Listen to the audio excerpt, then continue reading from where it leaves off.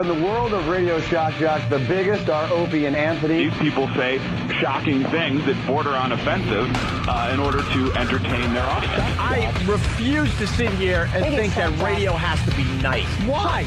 Why does radio, out of any other medium, have to be nice? We are being now held to a standard where we have to be nice and make people feel good. Go screw! Radio bad boys, Opie and Anthony. Controversial radio personalities, Opie and Anthony. Infamous DJs, Opie and Anthony. Talk show radio hosts, Opie and Anthony. Opie and Anthony. Opie and Anthony. Radio shock jocks, Opie and Anthony. Opie and Anthony. Shock jocks, Opie and Anthony. Shock jocks, Opie and Anthony. Opie and Anthony. Shock jocks, Opie and Anthony. Testing 1 2 1 2. Po po boo bo banana nana banana fana fofo fee fi momo po.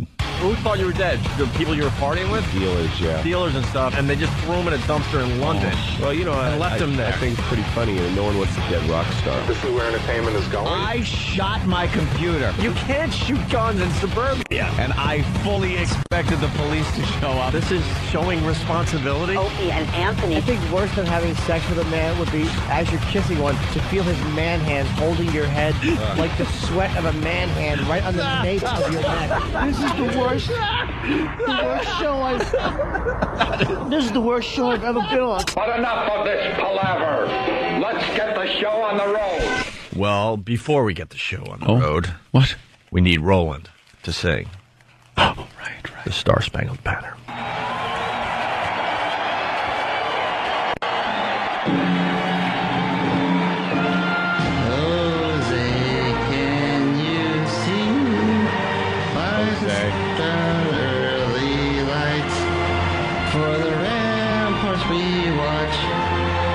So gallantly gleaming, and the rockets regular, God's words bursting in air, gave proof to the light that our flag was still there. Jose does that star-spangled banner yet wave for the land of the free and the home of the brave. Play ball! Oof. That's great. Might as well start off the day with a little patriotism like that. Yeah, why not? Roland singing the Star Spangled Banner. Good morning. Welcome to the Opie and Anthony Show. Our phone number is... Yes? Our phone number 877-212-O&A. Also, don't forget OandARadio.com. Ah, that's it. OandARadio.com. Just before the show, we were looking at the latest creation from Coke Logic. Yeah. He's animating an O&A video, I think once a week, once every 2 weeks at this point. Mm-hmm. And the latest one with Anthony and his guns in his house. Very, very funny. Yeah, it was the gun one. It's right up there on OandARadio.com if you want to check it out, all right? Very funny. How is everybody this morning? Very good. I want to see Amy Fisher naked so badly. You want to see Amy Fisher naked? Well, she's, it says cheeky Lolita bears all. And she's in the paper today. Her alleged sex tape that's out there that her husband put out while they were on the fritz. That's a great thing to do if you're a husband and wife and you have a little argument. And then you just put out you have a sex tape laying around. You go, I'll show her. But this guy didn't even hesitate. What a scumbag. Now we got to call him a scumbag because you can't say, something. Can't say guys. Skank bag. The lawyers don't like that. Yeah. Because that's how guys talk. They say scumbag. Yeah. The new scumbag. What a scumbag. It's guy talk. What a douchebag. Yeah, that makes sense. That's guy talk. Anyway, so they get separated. They were heading for a little divorce action. Yeah. And Amy decided to go out with Joey Buttafuoco again, but that was all for TV. And it was big publicity thing. It was a huge publicity stunt. So he didn't even hesitate. He had this video laying around. He sold it to the red light district. Yep. A porn distributor. And the first few shots are in the paper today. Yeah, a couple of stills. One of her in a bathtub with a lot of bubbles and a little champagne, it looks like. Little bubble bath. Her leg is sticking out of the bathtub, covered in some suds. She's got it like hanging over the edge of the bathtub. And then some bubbles are removed where her breasts are, but they blurred it out for the newspaper, of course. Then there's another one where she's putting makeup on in front of the mirror. Yeah, but she's leaning over with lingerie on. Yeah. Putting on some mascara or something. So you kind of see some ass, and then you see her breasts in the mirror. Sort of, like it's... sort of, with, she got lingerie on. Oh, yeah, she's got some nice cleavage because she got the big boobies. She got a breast job there. She had the boob job. And then this one is, she's completely naked, obviously leaning over, but they don't really show the nudity. No. Because it's a family paper, wink, wink. So, what's going on with this? I guess it's too late. Yeah, once it's out, it's out. Well, then they got back together, Amy. Oops. Amy and her husband, and the guy's like Joey Buttafuoco too. Really, right, that's who he is. Looks like Joey, yeah. and all of a sudden he had to go. I got something to tell you. When we were separated the time I might have done something when we were apart. Do you remember? When we were separated, remember that tape? This is funny. You're gonna laugh. Remember that tape we made? Yeah. Oopsie. We were separated for a weekend. Yeah, and I was pretty angry. I was pretty angry. You can understand, right? You were kind of seeing Joey, so I got a little mad, and I might have done something. Well, what did you do? What did you do? I might have sent the sex tape to a porn distributor. What? Yes. So I guess Amy's quote in the paper today saying that she's just going to hide. Is that what she's doing? Just hiding out? She knows there's nothing she could really do, so she says she's just going to spend her time in her house and hide. I know where she lives. Do you really? Yeah. Ooh. She lives near my mommy and Sal. Down the street from your mother? Yep. Yeah. Same little housing community. Same little gated community. It's gated? Yeah.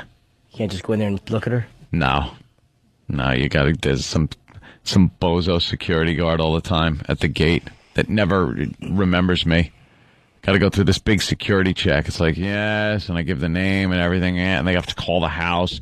And Sal goes, it's my son. Let him in, Roe. They did it again, Roe. They're not letting Anthony in. Where's Joseph? But isn't that exactly how you want to live? Behind, gates and security guards and... No. That way there's no fun. Why are you annoyed? Then why have guns? This sounds like Nirvana for you. Why have guns then? I want it in the open where someone might bust in the door. Give me my shot. You just want one shot, right? Just give me the shot. One lousy shot. That's one shot. That's all you look for. One shot as someone's charging up those stairs. That's all I want. Yeah, I've passed by your house a few times, though. Just looks like your normal suburban housewife and husband home. There's little toys for the kids outside. Nothing outstanding. Well, she never really made any money. No, I mean, she made a little here, a little there. Not even as far as that, but you'd assume there'd be some kind of, I don't know, dark cloud over the house the whole time, or the news in front of it all the time, or something. But it's just, people like every other place. After a while, people just move on, and then she is what she is, like just some hua with a couple kids with a Joey lookalike. The neighbors' wives do come out wearing Kevlar, but that's about the only difference. I can imagine. So there you go. In the paper today, there's a few shots of Amy in seductive wear. They're rather risque. They sure are risque. And I love the post because they say, for more pictures from the video, go to our website. It's amazing. Everybody's whoring their website, and they know it will get you there. Yeah, they're finally figuring out that that web thing is going to take off. Yeah. They finally have figured that out. The internets. Yeah, let's say hi to Joey in Florida. We got to get this over with. Joey, what's up? Joey! Bob, what's up, man? Hey. They took you guys off the air here, man. Yeah, we say goodbye to West Palm Beach, Florida this morning. It's over, Johnny. Man, I'm hurt, man. I got an hour drive in, and you guys have been lighting my light up for a while, man. It's been a good time. I appreciate we light up your life. Yeah, man. Thank you. Been lighting up you guys got it, man. I love you guys, and I wish you the best, and I hope somehow you guys find a way to get back here. Well, there's still many ways to listen to the Opie and Anthony show, and what's really weird, ratings came in yesterday, and I believe we were fourth place men, 18 to 49. Yeah. And we were second place men, 18 to 34. we had a huge jump. We had a huge jump in the ratings, and I guess that wasn't good enough to save us. No. And I'm just laughing hysterically because this is completely ridiculous, but we were replaced by some local show from Tallahassee, Florida. So good luck to you in West Palm Beach, Florida. Good luck to in West Palm Beach, Florida. We had a huge turnaround the last few months. We started trending up, and the book came out, and we had a really, really nice ratings book. Yeah. Florida. Oh, well, start from scratch. And, our voices have to be heard because there's a lot of people out there that are going to spin this crap, in their favor. So at least they get to hear our version of this. But always spin it. Look it up for yourself. 6 to 9, West Palm Beach, Florida, on the buzz. We were second men, 18 to 34. Lovely. And that station is all about getting the younger male You guys demos. on hold for the next hour? I would love to, but the phones are lit today there, Joey. I'm sorry. All right, man. We'll see you again, all right? Delson, Philly, what's up? Oh, man, Philly misses you guys like crazy. You have no idea. Yeah, we're still working on where we're going to be next in the Philly market, so thank you, Delson. I appreciate it. E&S aren't doing it for me. Yeah, well, good luck to you. What could I tell you? Man. Alex in Chicago. Alex, what's up? What's going on, boys? Hey. You guys are off in Chicago, man. Well, we knew that was happening. That sucks, dude. I've been listening to you guys for 5 to 6 years, man. You guys are the best. Well, there's still other ways not. to listen to the Opie and Anthony show. Oh, man. All right? All right, boys. Thank you for everything, man. All right. Thanks, man. Let's go to this. I mean, we got to do a show, but look at these phones. Michelle, Chicago, Yep. what's up? Hey, I wake up an hour early. I wake up at 5 in the morning just to listen to you guys. Uh-oh. I'm just a little depressed today, but, I know what I'm going to ask for Christmas, All right, why don't you? That's just out. Ixnay. Radio. Yeah, ixnay on that because they don't want to. Oh, sorry. Well, They dump out of those mentions for whatever reason. I guess they're kind of scared of that. I don't know. Whatever. Yeah. Why don't you go hit your snooze and do right, do another good hour? now. All right. Okay. Let's say hi to Sam in Pennsylvania. Sam, what's up? Hey, guys. How's it going? Hey, Sam. Hey, maybe you guys wouldn't get kicked off so many stations if you wouldn't have so many intros. Man, with 92.3 K-Rock, we're going through the whole coming up next shortly, and then you got the whole Electric Gold, then you got Poe going Po, Po, Po, Po. Now we have Roland singing the stupid Star Spangled Banner. Then we go into the music. Man, I got to listen 10 minutes of intros for you guys. Maybe he's got a point. Our goal is to come up with a 3-hour intro to the show. And then just come on and go, thank you, we'll see you tomorrow. That was a hell of a show today. We'll see you tomorrow. Some of that stuff is not our fault. Like here in New York, they do this filler thing, this production piece that's filler, where it's just kind of Ant and I just babbling. It's nonsense. Yeah. It's like clips of our show taken out of context. And it's just there to kind of fill so we could start the show on time for everybody. Yeah. So you got to take that out of the mix. That has nothing to do with us. Okay. I actually like that. I actually like that production piece. It's kind of trippy and cool. So, all right, Sam. I'll write down your complaint. Less of an intro. Less intro, more gooder. All right. Let's say hi to Pete. What's up, Pete? Hey, what's going on, Obi? Hey, man. What's up, Anthony? Little Jimmy there? Yeah, Hi. Jimmy's here. Hey, what's up, Jimmy? You rule. Thank you. I'd just like to say you were off in West Palm Beach, and thanks for nothing. Yeah, sorry about that. It kind of hurts today because I swear to you, the ratings. I get an email that the ratings were really good in West Palm Beach, and then I get another email. I think it was the next email that came in saying that you're not going to be on in West Palm Beach you're just done there. That's terrible, because my wife and I, we've been listening to you guys since back in the NEW days, and getting kicked off there. We moved down to Florida. Everything stinks down here that's on the radio, and then you boys pop up a year or so ago. Yeah. And then with the Philly debacle, now this. Oh, gee, thanks. Yeah. We'll listen. Tropical Storm Noel. Thanks for nothing. Oh, jeez. Yeah, the road's a little rough right now, but we'll get some smooth ground soon, I'm sure.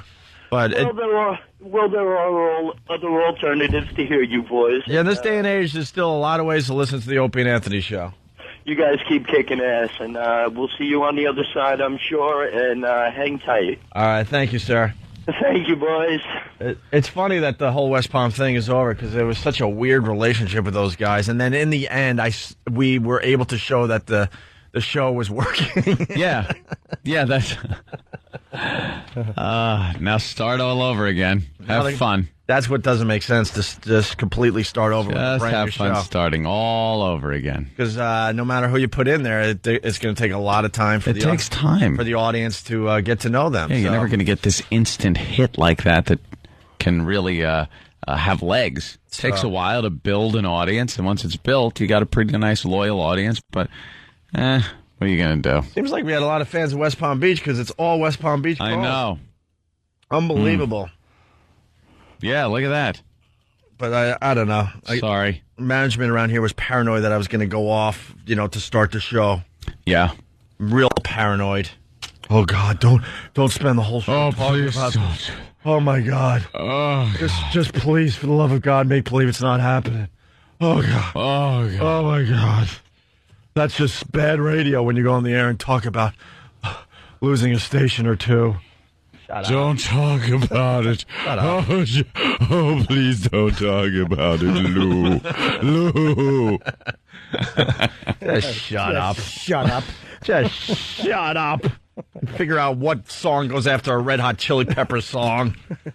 Leave us alone. We know what we're doing.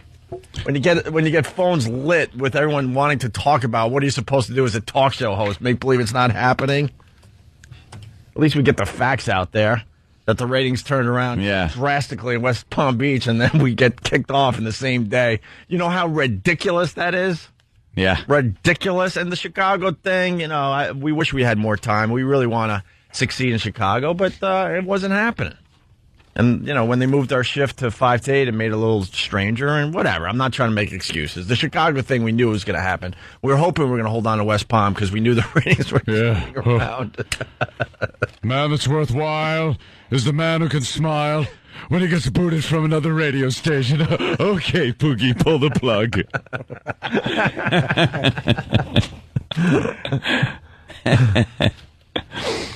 Yeah. We really don't want to replay the Philly thing. We That's go off on radio. the air for half hour, 40 minutes. My God, that's not interesting to anybody.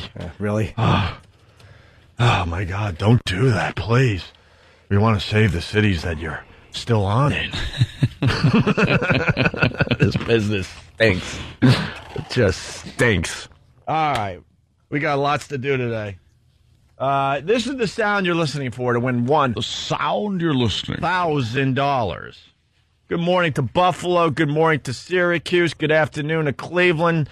Kind of good afternoon / late morning to Washington. Mm-hmm. Good morning to Boston. We never say hi to Baton Rouge. Baton Rouge, good morning. Hi, Baton Rouge. Good morning, Maine. Hello, Tucson. Good afternoon, Rochester. We on in Albuquerque? I think we're on in Albuquerque. Hi, Albuquerque. 2 in Michigan. Hello, not Detroit. Oh, don't say that, Jimmy. Oh, I didn't mean to be negative and harp on it. Jimmy, I didn't mean to harp on it. Sorry. What are you doing, Lou? People don't understand that stuff. I didn't mean to harp on it. There's barely passion left in radio, so God forbid we show a little every once in a while. Bunch of tools. You're off a few stations. How about a Fresca?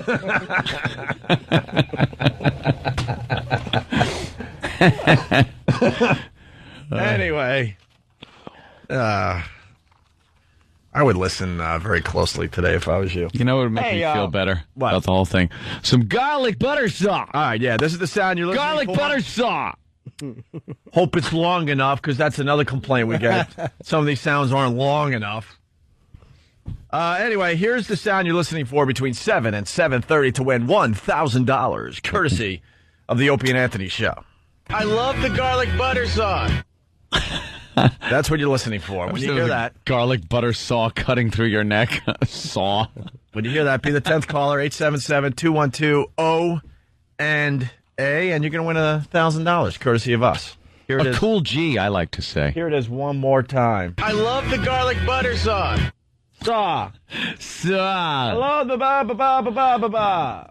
Love the garlic butter saw. Bruce in Louisiana. Bruce?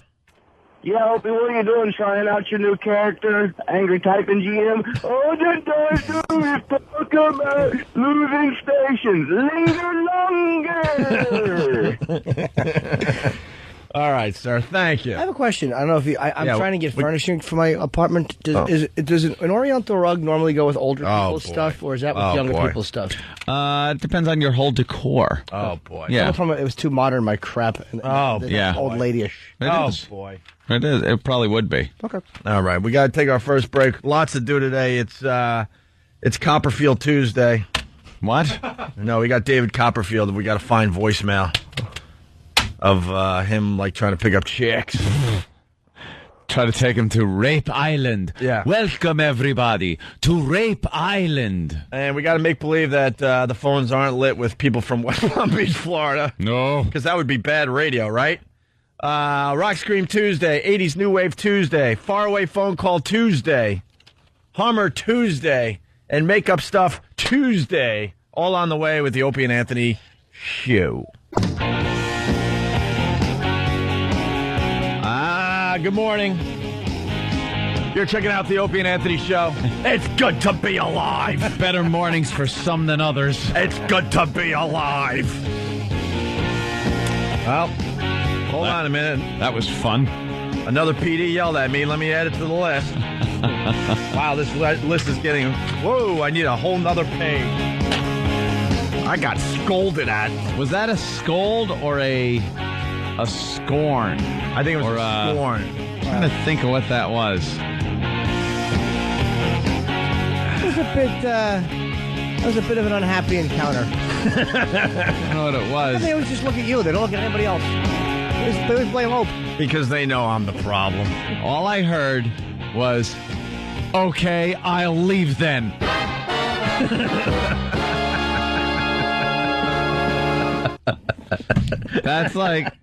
That's pretty much what I heard. I heard a little discussion going on. Yeah.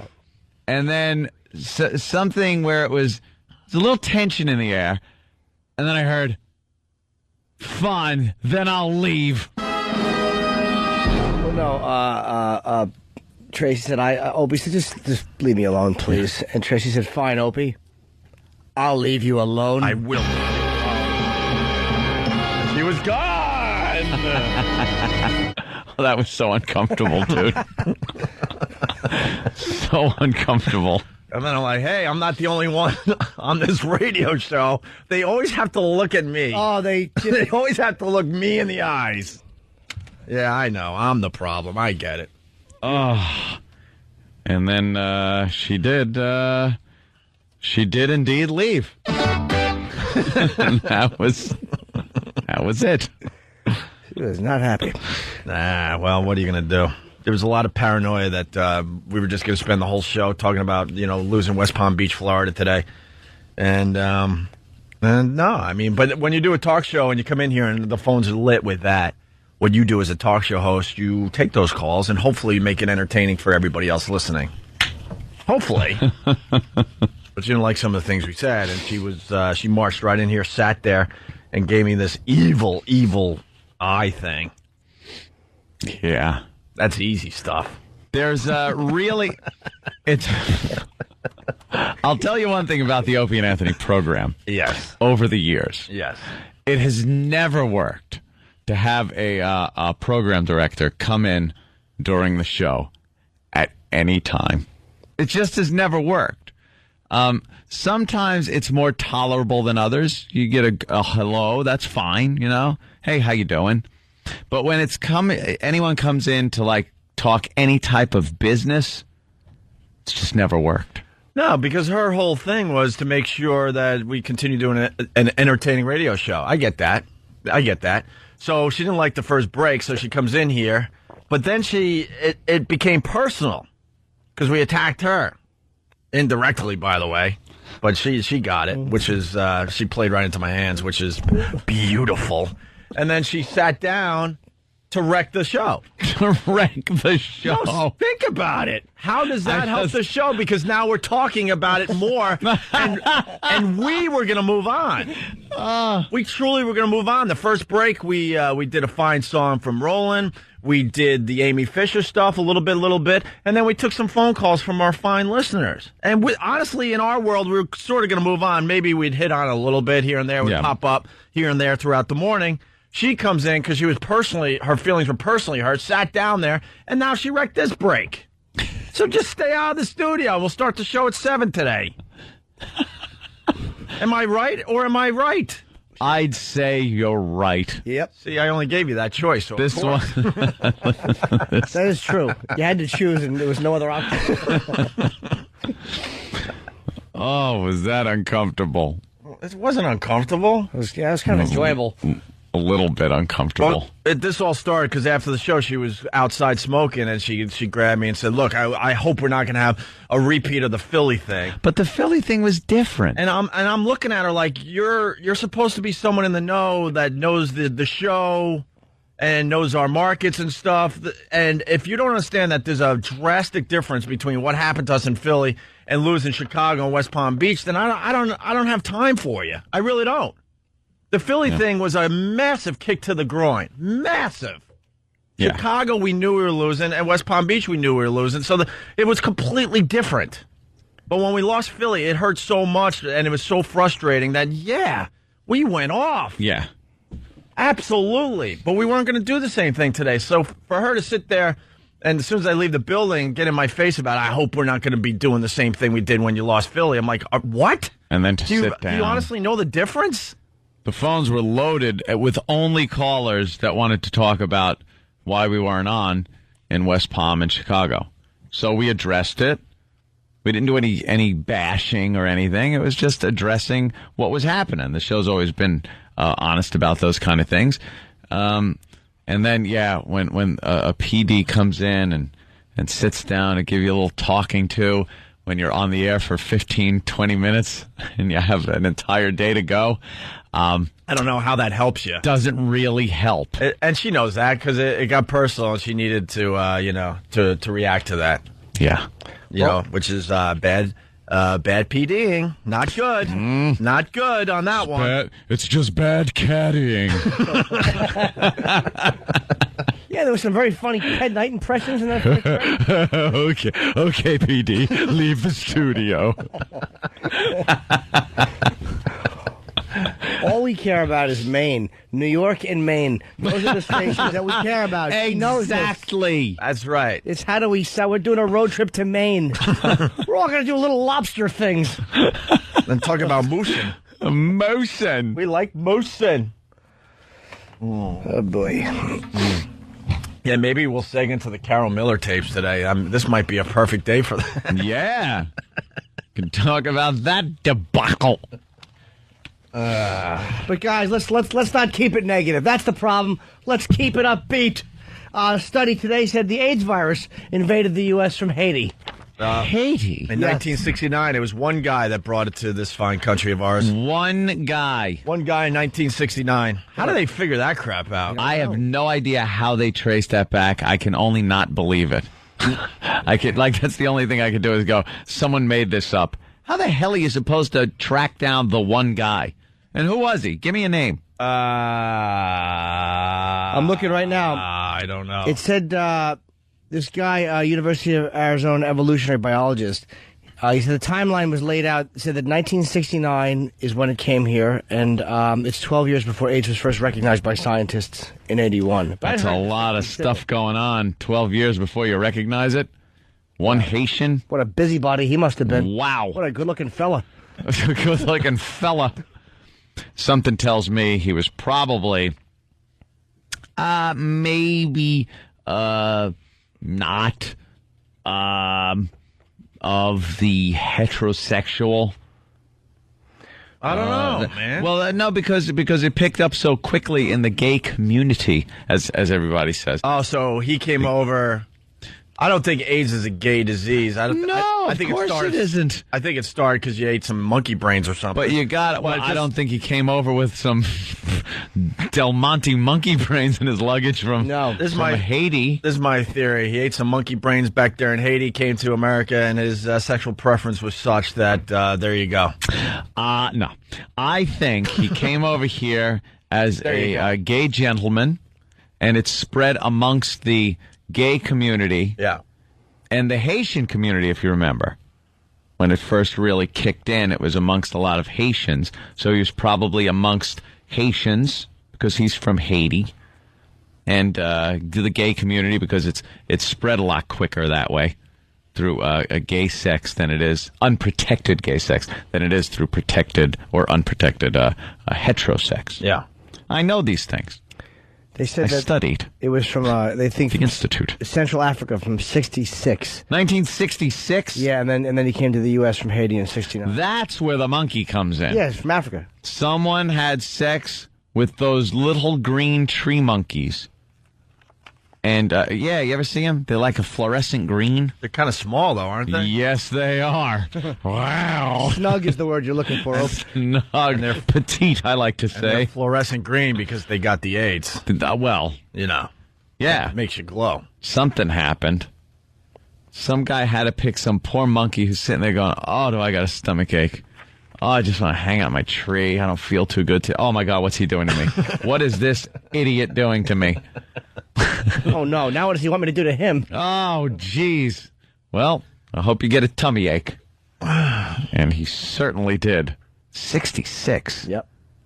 That's a long time, and then you figure it was the mid-'80s before it really, took off. Caught on. So there's a disease out there right now that's going to take another... Oh, just lurking. Just lurking. I hope it's like something uber. Yeah? Something huge. Give us Captain Trips, from The Stand. That's what we need. A good disease from the Stephen King book, The Stand, where only a few make it. Of course, I'll be one. Well, you got your They guns. need me. I don't remember The Stand, although I remember I liked the book, but I didn't like the name of the guy called Walking Dude. What are you doing? No. It's not a good name for a character. Either. Especially Satan. The devil's imp. Let's say hi to Dave in Philly. Dave, what's up? Hey, Dave. how's it going? Hi, Dave. Hey, Obi, did you just say that AIDS makes you glow? Yeah. Yes. AIDS makes you glow green, sir. It was pregnancy. Well, no, the green monkey had the AIDS, but it was really bright green because it had the AIDS. Oh, such a lovely thing. Yeah. Hey, why don't these program directors understand that we care what you talk about? I don't care if you're talking about any city. It matters to us. Well, it's a challenge. I understand, some of the stuff might be local to Philly or local to West Palm Beach, but it's our jobs to try to make it interesting for everybody. I like to think we're local to Earth. Yeah, and we feel at most of the times we do just that. We make it interesting for everybody. I don't like to think it. Yeah. Come to think of it. Well, yeah. I like to do it. They don't understand, Opie. You cannot ruin the show. AIDS monkey. What happened? E-Rock put up pictures. That's the AIDS monkey. That's the AIDS monkey. That's the one. They are cute. They you are gotta adorable. give them that.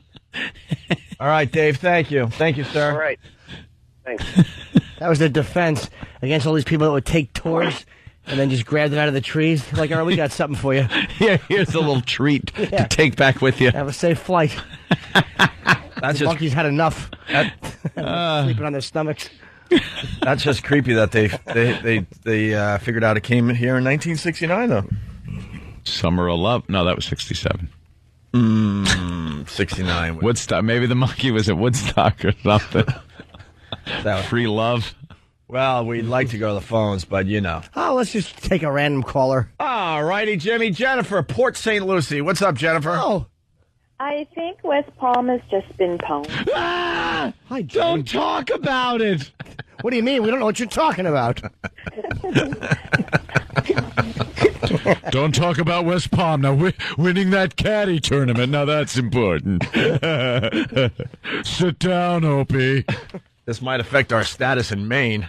Better be careful here. Let's say hi to Chris in, West Palm Beach, Florida. What do you got What do they have to say? Hey, Chris. What's up, guys? How are you? I'm a former New Yorker. I got, this is how long I've been listening to you. I got a WoW sticker that was one of the Klingon window things. Oh, boy. Klingons. Yeah, the window cling. Window cling. It's different from a Klingon. Yeah. I got the Romulan sticker. That's how long I've been listening. But I'll just say I got another way to listen to you guys. So, Alrighty. get on local down here. But we love you and we miss you. Yeah, we want to continue on commercial radio. That's for sure. Thank you, sir. Here's the next call from West Palm. Well, we're waiting. Sorry. Because it was also brought up, how does it help to trash regular radio? And we try not to do that, to be honest with you. There's an article that came out Friday. FMQB, it says it all. Yeah. We love being on commercial radio. And I think we make that point by showing our passion when we lose these stations, how much we want to be on regular radio. Vince, Chicago, what's up? Hey, how's it going, guys? Hey.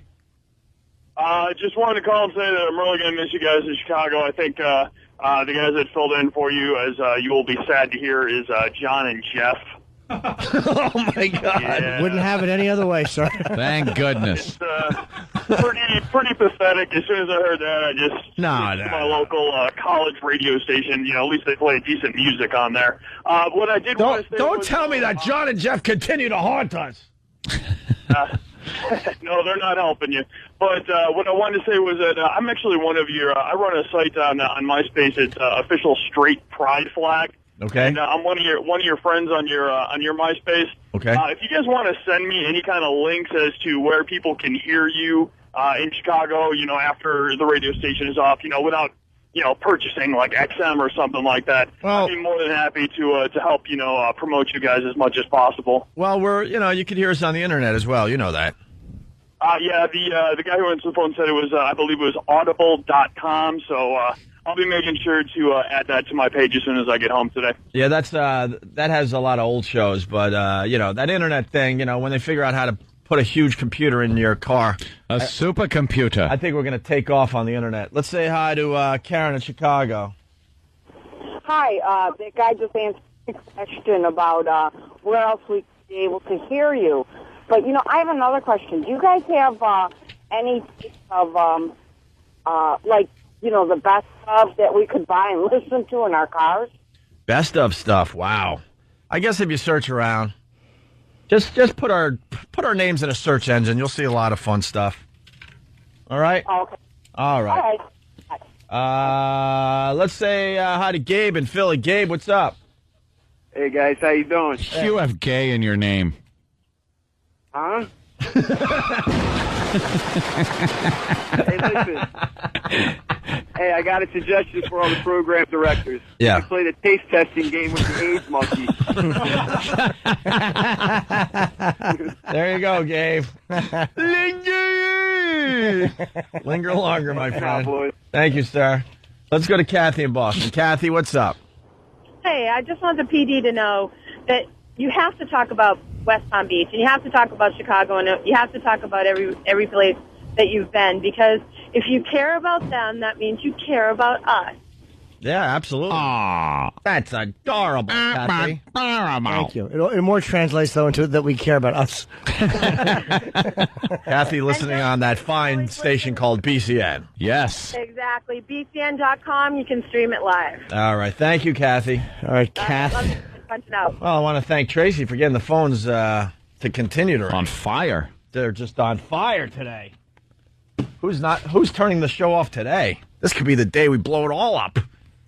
You never know. You never know. Every ding-dong day. Hey, here's the sound you're listening for between 7 and 7:30. Oh, good. I love hearing this. I mean, we got so many people checking us out right now. So Not yet. You can't call yet, but this is what you're listening for, starting at 7. I love the garlic butter sauce.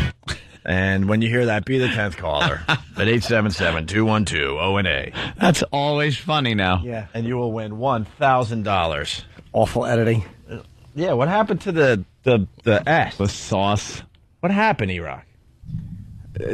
Guy probably was talking, so when I edited in that little 360 thing, it cut it off. It was the beginning of You Suck. Leave off the last S for simpleton. Like the garlic butter, so you suck. Let me just get rid of that. They'll understand what garlic butter saw is. By the way, Scott M. from Hop Hog, he wants you to do more Caddyshack lines, even though he's not from West Palm Beach. Okay.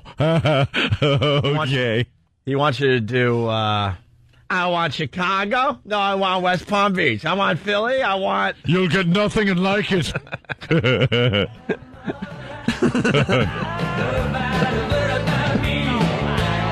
I'll see you in your office to be yelled at, Senator.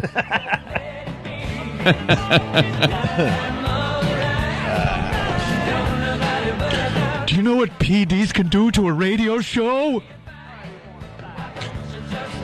I want you to go out and kill all the PDs on the golf course. But check me on this, Sandy. If I kill all the PDs, they'll lock me up for sure. Yes, but it's a good thing. Okay. Wow. Is it wrong that when she sat down and started talking, I wanted to run like Spalding and put my head in the roof of a car? You were kind of uncomfortable, huh, Jimmy? No, I wanted to say something. I just didn't feel it was my place because she wasn't looking at me. Yeah, great. But I certainly would have. I think I was the only one in the room, according to her, for some reason. It was like a lover's quarrel almost. She was scorned. It was a spat. Yeah, spat's better. Spat. Hey, it's Freedom. Hey, That's your real name? that's my real name. Wow, cool. Your parents kind of hippie-ish, right? Yeah, they were hippies, but I was born the day the hostages were set free from Iran, 1981. 81? And that's Seemed why like a good Freedom? idea at the time. I'm going to call my kid Challenger. Like, you just see that happening. You go, what's your name? Challenger? Yes, I know. Special endeavor. I'm going to call my kid Hammer. As an MC. Wait, yeah, man. Wait, we could do this bit if you get what happened in 81 there, E-Rock. Wait, Let's Miss, go. your parents were hostages? Or your dad? No, I was born the day the hostages were set free from Iran. Yeah, so are a bunch of people. What the hell was... Your name. Well, I can understand, yeah, if maybe a relative was imprisoned by the Iranians. For the first... Yeah, you're right. My mom was a hippie. For the first 6 months, your parents had to explain, like, we're calling her Freedom. People were like, wow. Wow, that is so cool. That I was born the day the hostages were set free. All right. Okay, baby Jessica. I know. I bet you there's a lot of Saddams being born right around now. Saddams. Yeah, right when they snapped his neck, I was born, and, wow, they decided to call me Saddam. Your name just as easily could have been Time to Go. Or Finally a Burger. All right, thanks for that. That's a silly name, but why did you call? Well, I called because I wanted to see what you thought about your Maine listeners. we love our Maine fans. Yeah. Freedom. And all kinds of lobstermen and fishermen that listen to you guys on the Yes. Hey, listen, the Pope got shot. We really appreciate you calling. All right, thanks a lot, honey. Oh, no, she's leaving. No, we like Maine. Don't know much about it, but got shot. I skied at All right, well, we like you too. I'll talk to you later. I skied at Sunday River once. You did? Yeah. Well, where do you live now? Where's your nearest show? Are you going to do anything? What are you laughing at? No, hold on, John Hinckley. I'm just trying to ask a question. God almighty. How's your grandmother owe the humanity? Hey, James Brady's speech pattern. Oh, my God, I've heard it all. I bet you haven't. You like my name, though. Huh? Do you like my name? If you saw me, you'd like my name. Yes, we like your name, Sadat. Why do you look? So someday when you see Freedom's jewelry, because I make jewelry, then you'll say, oh, I made fun of this girl. Oh. Yeah. Oh, that's pretty cool. Nice. What kind of jewelry does someone named Freedom make? Yes. Really handcrafted, nice, fine jewelry. Do you have your aunt live in infamy working with you? Yeah, Actually, I have my mother working with me. Hey, Walter Cronkite retiring. Where do you live? Hello? Throw another one at me. I'm ready. Yeah? You're barely ready. All right. I'm barely ready. Okay, Ted Offensive. In 81? I'm just throwing out every year. I don't care. Yeah, he Hold on, DJ. We're talking about something. Let's just keep going back. I don't care. Yeah, hey, AIDS surfaces for the first time. We're trying to get to the bottom of something. Oh, my God. Well, thank you for talking to me for this long. All right, thank you. I would if I talked to you longer if I didn't have a guy with horse hooves typing in things and putting them up on the screen. That record rate. He's got garlic butter on his hands or something. E-Rock, what do you type like 5 words a minute? We got to give you a typing I type test. longer than that. I emailed you. Not you, Freedom. Not you, Freedom. Not you, We're Freedom. talking about E-Rock and his hooves. Yes. I'm trying to type. All right. Hey. All right, thank you, Freedom. Old devil's feet over here typing. All right, we got to take a break. We're getting ready to give away another $1,000. Her great-grandfather Iceberg did ahead. But we just teased it. I mean, it was nice of the Japanese surrendered to call in. Now I'm scared to go to break. What's waiting behind that door now? Oh, boy. Hopefully some food. Yeah? Hungry. Oh, that would be a nice surprise. Nothing, Maybe it's something nice. Maybe it's a bunt cake. Nothing we have to worry about, I hope. Maybe it's balloons. Well, like, hey, we'll be right. We're not even off yet. So when we get back, we'll be...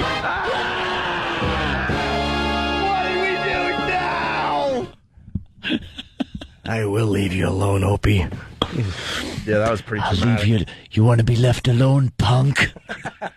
Oh, I will leave you alone.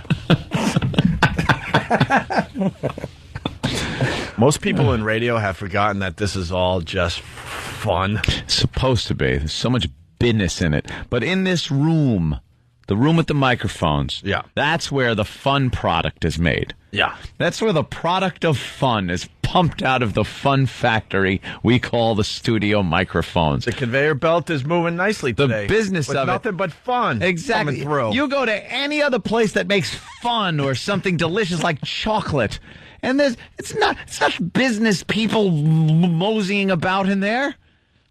It's the fun people. You know what we do? We package and sell fun. That's right. And good tidings. A heapin' helping Scott, every day. Scott in Japan. If I had a baby today in Chicago, I would name him Nothing's on the Radio. There you go. It's just fun in here. Just can't stay inside all day. Everybody. I gotta get out, give me some of those rays. Everybody's smiling. Sunshine day. It's a sunshine day in here. Not the old doom and gloom out the door. Her feet didn't even move. She just floated out. Yeah.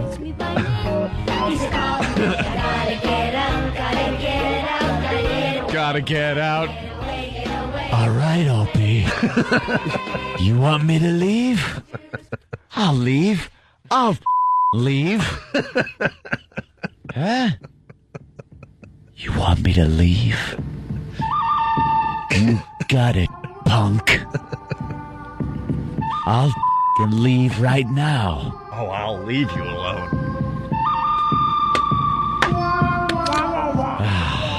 She didn't even leave. All of a sudden I looked and she collapsed like Oldman and Dracula. And there was a bunch of rats just running out.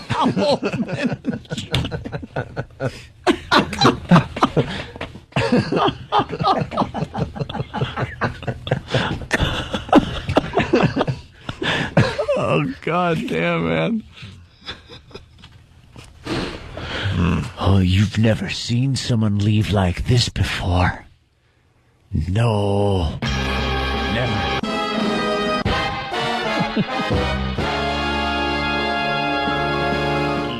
Let me climb out of here. sorry. I just had to play the yodel sound effect. I love this stupid yodel. As she was leaving, I was going, $50? She just kept going. $70? 70.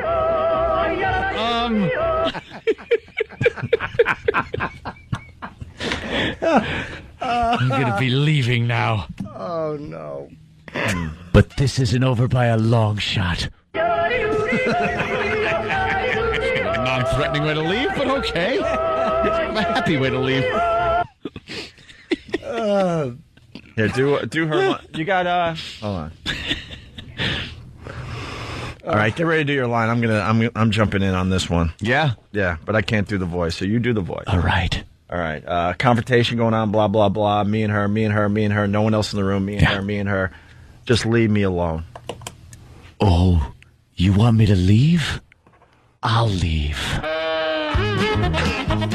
look at her go in fast motion. Wait, she's not leaving. She's running around the console.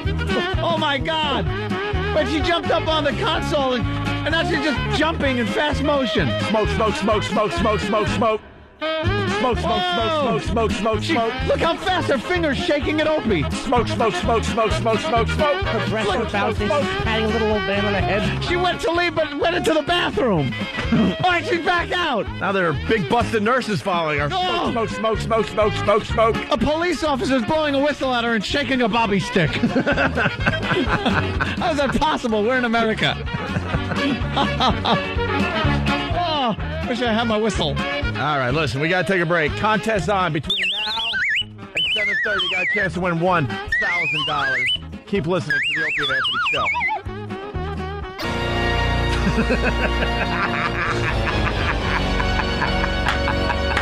Oh.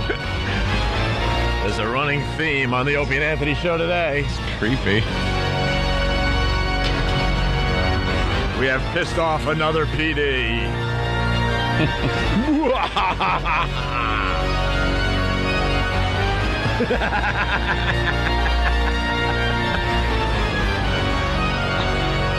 was going to go talk to her, but I looked in her office and she was hanging upside down from the rafters sleeping. I'm like, hanging upside down, smoking a cigarette. Smoke, smoke, smoke, smoke, smoke.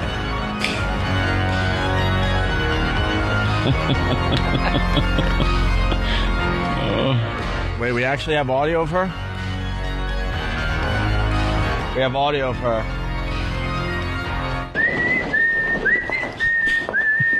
Walking down the hallway? Walking toward the studio. Oh, no. In a nurse's outfit. And a patch over one eye. Kill Bill, anyone? Anyone? Anyone? Bueller? Anyone? At least we're getting more sounds on the radio show, right? Kill Bill was good. I didn't like it at first. Yeah, it grows on you, that movie. And then it just was really good. I saw that goddamn Michael Parks is so good in Quentin Tarantino movies. He played the sheriff guy. Yeah, he was also in Dusk Till Dawn. He played the cop that was in the place initially where they had taken the hostages, and the guy behind the counter wasn't supposed to let on to the fact that that George Clooney and Quentin Tarantino were in the back room holding a couple of girls hostage. It was so good. He's just sitting there talking, giving that delivery. Just a great actor. Another one that Quentin Tarantino just finds from the past. He's good at that, my friend. Is. And whoever does the music in Tarantino's films is the best. Yeah. Whoever grabs his songs. Just finding all that stuff that is... old, music and old surfer music. Stuff that should have been on the radio, right? Yeah. You're like, wow, why wasn't this ever played on the radio? Cool stuff. Hey, it's 80s New Wave Tuesday. So, what would you little maniacs like to do first? Let's 80s New Wave Tuesday. Science! She blinded me with science! Oh, and she filled me biology. Bueller. Shoot that poison arrow to my heart. Shoot that poison arrow. Shoot that poison arrow to my heart. Shoot that poison arrow. You take drugs, Danny? Every day. Good. Who can it be now? Who can it be now? A dope. Who can it be now? Who can it be now? It's 80s New Wave Tuesday on the Opie and Anthony Show. Voice. You just want to hit him. But every week, it's those three guys fighting it out. This week's star, Club Soda Kenny. I got to give it to Kenny over Roland and Steve. Steve? What do we call him? Gentlemen, yes. Huh? Yeah. Yeah. We call him Steve on this show? Yeah. He was called other things on other shows. But there you go. We give it to Kenny today. Hey, we got your video clip of the day. This should be up on onaradio.com later on today when Stephen S. from Bayshore does the show rundown. But this is great, man. The news is live, and they decided to scare the crap out of the anchors for Halloween. Yeah. Simple as that. And this is how it went down. 6:09 is the time. We love emails. Good morning at news10.net. It sounds like people are being murdered. What a great idea, though, man. You had the four people at the desk, at the anchor desk. I guess, whatever, the entertainment person, the weather person, the sports, and the anchor. And they're all sitting there ready to get into their little chit-chat. And two people come running onto the set with horrible masks on and covered in some kind of fake blood, and one of them holding a knife chasing the other one. And they went running toward the desk, and they went around back, and the women just started screaming bloody murder. One of them falls off her chair. The look of horror on her face didn't go away. Like, the guy kind of knew really quick what had happened, and he put his head in his hand and started kind of laughing. But this one woman was completely horrified. Yeah. It sounds like a murder scene. And why does that continue to horrify people, the scary masks? It's just surprise scares people. The real maniac is coming at you, and they're going to look just like you and I. Yeah. You know something? I don't even need, somebody to jump out and go boo sometimes. Did you ever just turn around and someone's looking at you and you go, ah! Well, happened about an hour ago. Yeah. The apparition just showed up. Funny you should say that, Anthony. You want me to leave? You know who she looked like? No, I said, leave me alone. You're missing the line. She goes, I will leave you alone. I'll leave you alone. You don't get my knowledge anymore.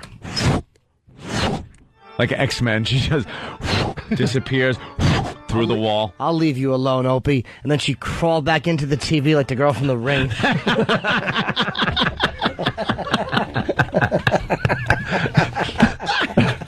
Sorry this is inside for a lot of people, but it's making us laugh today. Just hysterical. Here's the headline. I pissed off another PD. And here we go. All right, so you got the news. You got all four at the anchor desk. You got the news. I'll be back. Oh, really? Will you? I'll be back. Yes. Stop whining. I'll be back. Oh, boy. Yeah, we just want to address it a little. Stop it! All we want to do is, because we're getting a lot of phone. Quiet. Can't we just take a call from Chicago? Shut up! Shut up! Shut up!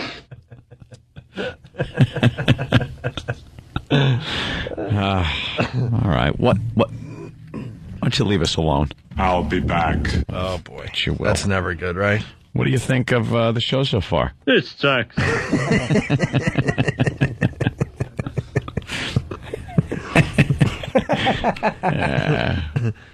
All right. Oh, it was hilarious. I'm the party pooper. Yeah, well. Could be said. Oh, she was hot under the collar.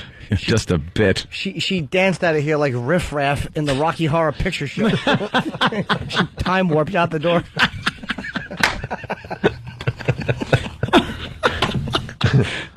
Hit the brick, sister. Beat it, toots. Men are busy.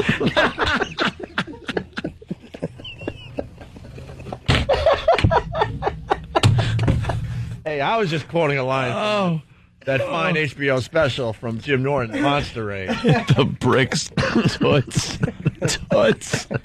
Is there a woman alive that appreciates being called toots? I submit to you, no. All right, listen. Light and sweet, honey.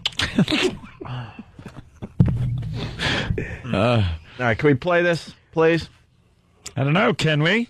All right, so you got the anchors behind the desk. You got the sports guy, the weather girl, the news anchor, and the news anchorette. And people come running on set in scary, scary mess. Let's play this through finally. And like I said, this video of the day will be up on ONARadio.com later on today. 6:09 is the time. We love emails. Good morning at news10.net.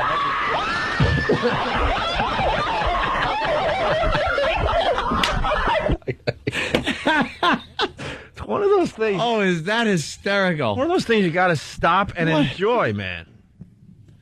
By the way, the video's already up on other Opie and Anthony websites. That is the sound. If you've ever wondered, like, wow, do they get recordings of people being murdered? Yeah. That's it. That's like what you hear.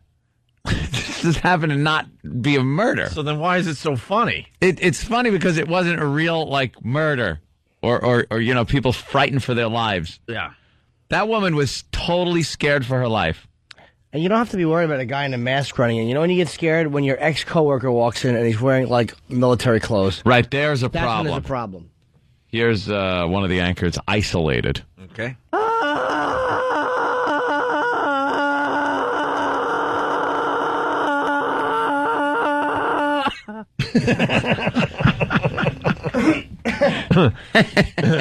Stupid E-Rock. Let's attempt to play it out this time. Here we go. Here we go. 6:09 is the time. We love emails. Good morning at news10.net.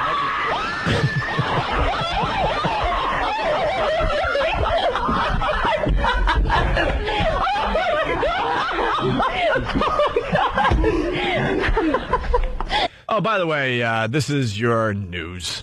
Yeah, this is the news. News now is what they're doing. They're scaring each other. Right, this is the news. Turned into a fraternity. When they're not doing like Dance Fridays Frat house. and everything else they do. They do this.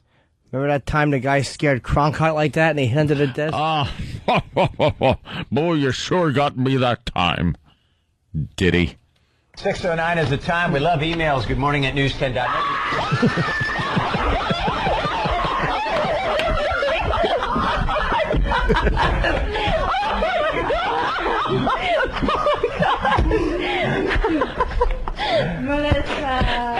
Man, that was good. Oh my God! Good. You got me. You got me, man. That was good, you guys. Oh, Mike, are you? No. You know, the anchor guy still can't have a real moment. He goes, that was weird, guys. Guys. That was weird. That was weird stuff. You know, we have a, you have the, we have an old tape of Tom Brokaw. Really? Same thing happened to him. Yes. Let's go to that tape right now. Tom Brokaw, NBC Nightly News. Today in the news,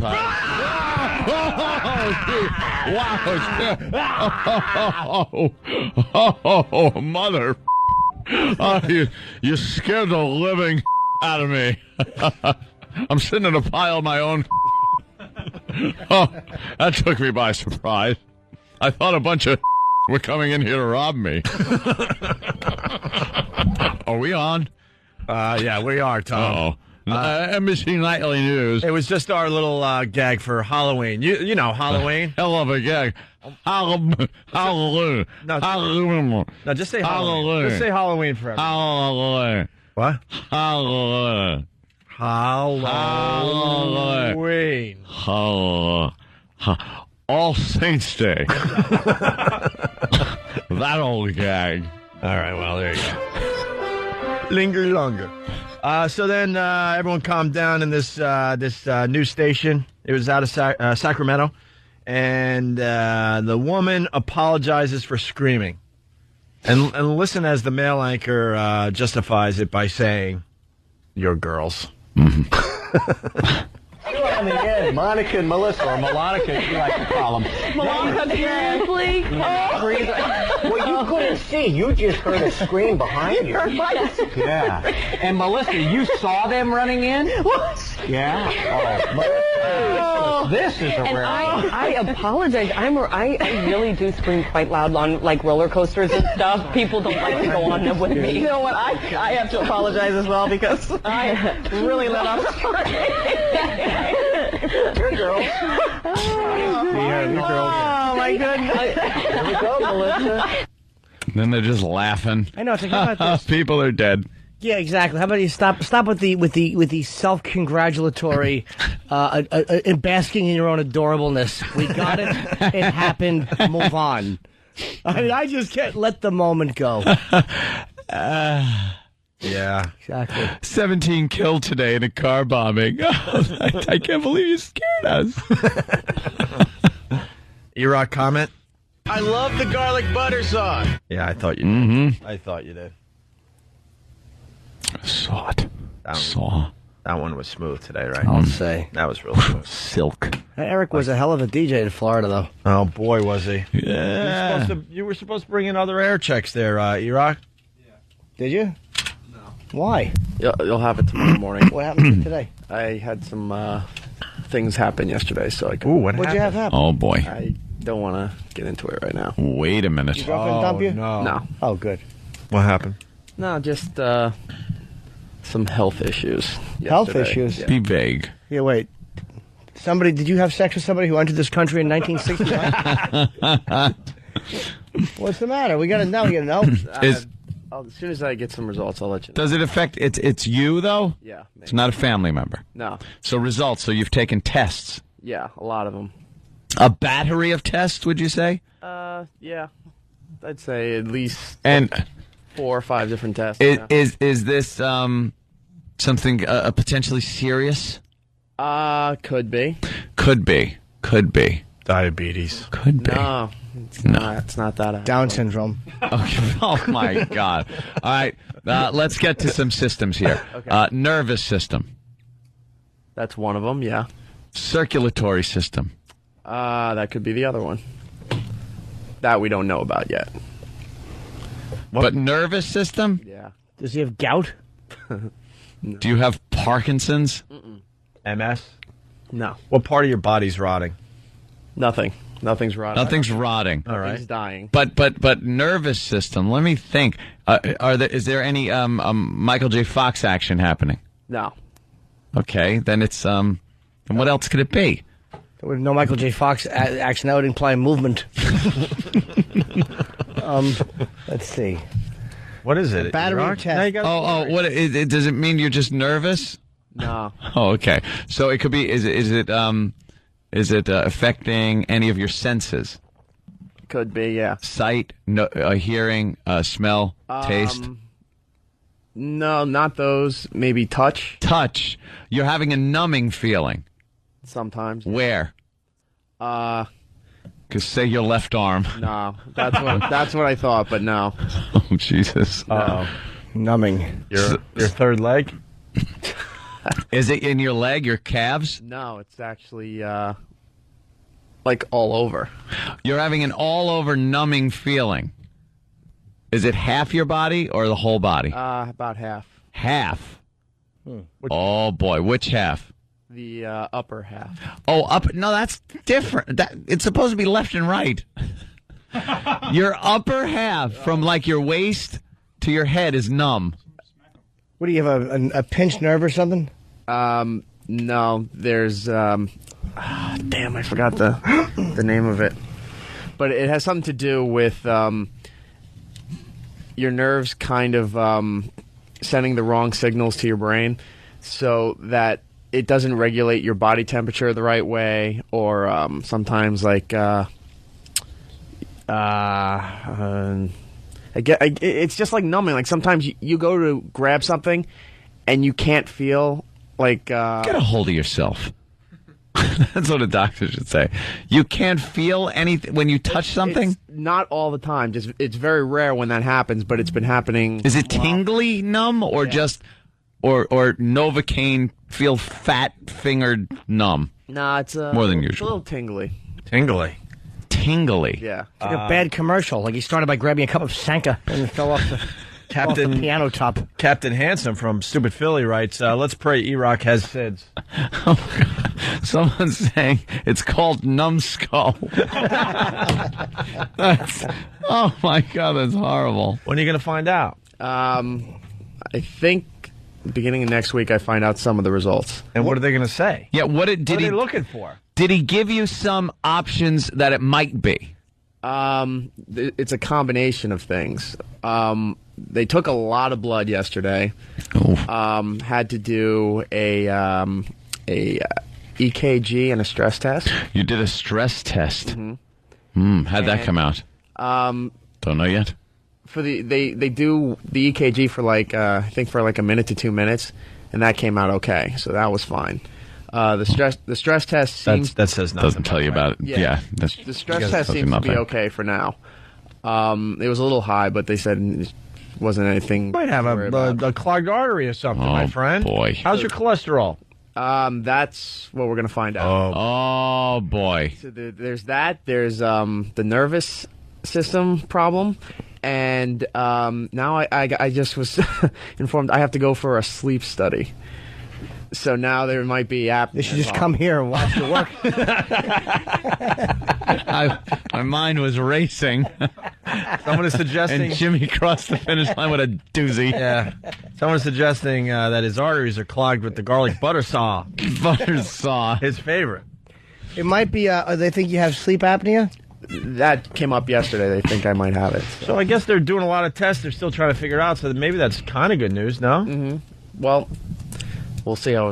What do they think it might be? It was like 3 different things. One was the apnea. The second one, I forgot the name. I think I have it at home. But there's a name for it. Yeah. Lou Gehrig's what? Yeah, it's not named after a ball player. Yeah, that's never good. Actually, yeah, let me call Dr. Steve because he knows the name of it. Oh, okay. All right. Well, that'll be, your impending death could be a really good radio tease here. So we'll find out what. See if you're still around. We got a new Friday segment. Right. You're gonna be all right, E-Rock? You okay? Yeah. And more importantly, is any of this crap potentially contagious? No. All right. Nothing. So that's the important thing. Nothing contagious, but there seems to be a lot of pills you got to be taking. Oh boy, really? Some of this stuff I think is narcotic. Some of the same stuff that Fez takes. It starts with a C, I think. Yes, I'm sure it does. C-O. Exactly. Gotta take it over, right? I've never seen that word pop up so quickly on the computer here. What do you mean I have to sit on my pills? All right, Godspeed, E-Rock. Thank you. Well, Steve from Bayshore saying pills, or are they milk duds? Oh, E-Rock. Yeah. Wow. Dr. Steve when we go to break. Do your pills have little M's on them? They said I have to take the green one and the brown one and the blue one. Oh, well, a lot of people also saying, wishing you well. Hey, E-Rock, good luck, bro. Oh, from Kevin from Connecticut. Never say that. What's the nervous system one? I don't know. That's. I think you're a nervous Nelly. I think you're a nervous Nelly, and that's what's causing all this. You're under a lot of stress for some reason. The upper half of your body. Yes. You smell burning hair anytime? No. No metallic taste. What's that mean? That means he's having a stroke. Oh my God. Burning hair. Yeah, I learned that from The Sopranos. It's nice when you leave the office and they said, "Oh yeah, you make sure you take Bayer every twice a day." To thin your blood out? Oh, they think you got some heart thing happening, bro. Yeah, if they got you on the Bayer. Must be. Your cholesterol is probably ridiculous. We've been yelling at your eating habits for 3 years. How old are you? 27? 29. Did they put you on Lipitor or anything?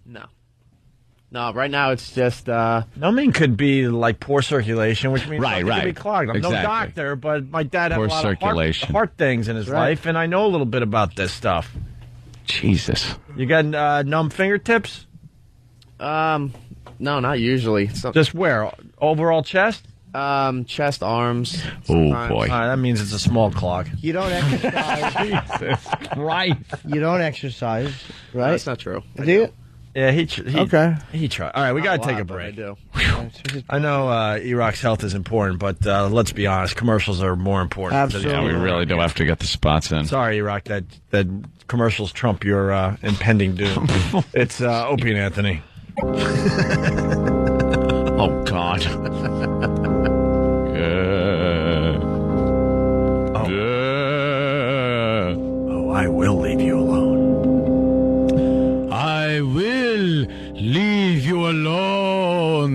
checking out the Opie and Anthony show. Let's see who won the $1,000. Ben, what's up, buddy? You scared me. Hey, Ben. How you doing? $1,000. What's up, Ben? Not much. So, Hello. $1,000. Oops. I know, that's great. What are you going to do with the $1,000? Sorry. I don't know. Pay some bills. Pay some bills. Yes. Everyone's paying bills. Yeah. Just waste it. Waste it on yourself. Buy something. Yeah, what are you going to... Go buy yourself something. Yeah, what bill are you going to pay with $1,000? Car payments.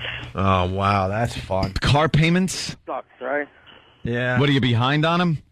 No. Oh. Just going to throw a few months in? Yeah, why not, right? All right, Ben. Well, congratulations. You're the latest $1,000 winner. All right? Thank you, guys. All right, we got to figure out what tomorrow's sound is for the people out there that want to win $1,000. If I won $1,000 and I was, working guy, like the old days, I would not think responsibly like that. I'd be at the hobby shop getting a radio control helicopter and have to tell my landlord I don't have the rent. Oh, of course. That's what I would do. Responsibility. Are you kidding? Why? You're already buying in the something hole. fun. Yeah, what am I going to do? Pay off something and have no fun, and then the next month, what, are you going to win another $1,000? No. So you just blow it on something that you're going to enjoy for a little while. You're in the hole, and it's free money, so yeah. Enjoy it. Be in debt. Let's see what else we got. Gossip and emailing are among top office peeves. Man charged with having sex with 92-year-old woman's corpse. That is a great little story. Unfortunately, not many details, because I really want to hear all the ins and outs of that story. Probably more fun than when she was alive. At least you don't have to hear the stories. It looks the same, it smells the same, and you don't have to hear about what her grandchildren are doing in college.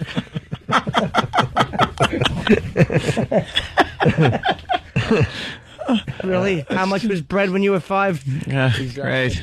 School, one room schoolhouse, you say? Yeah. What else? They weren't even allowed to vote, huh? That is just one of those stories. What the hell does the family think or do? I don't know. You're there with your grandma. This is what we got on that one. A man employed by hospitals in Teaneck and Summit, of course he works at a hospital, has been charged with having sex with a 92-year-old woman's corpse at the Teaneck facility. Lab technician Anthony Marino, good name, or Marino, 24 Manhattan, was arrested Sunday morning after security personnel at Holy Name Hospital observed him engaging in sexual activity with the body in the hospital morgue. What the F? In the morgue. I could see if it was Anna Nicole 10 minutes after she kicked off. You're almost obligated to jump on just to brag to your friends. You know, wave at everybody. 92 years Take a old. picture. Yeah. Take a picture of yourself. Hey. This is disgusting. He was charged with desecrating human remains. It's a crime, huh? He's required to submit to a psychological evaluation and is being held on $400,000 bail. That's a lot of bail for that crime.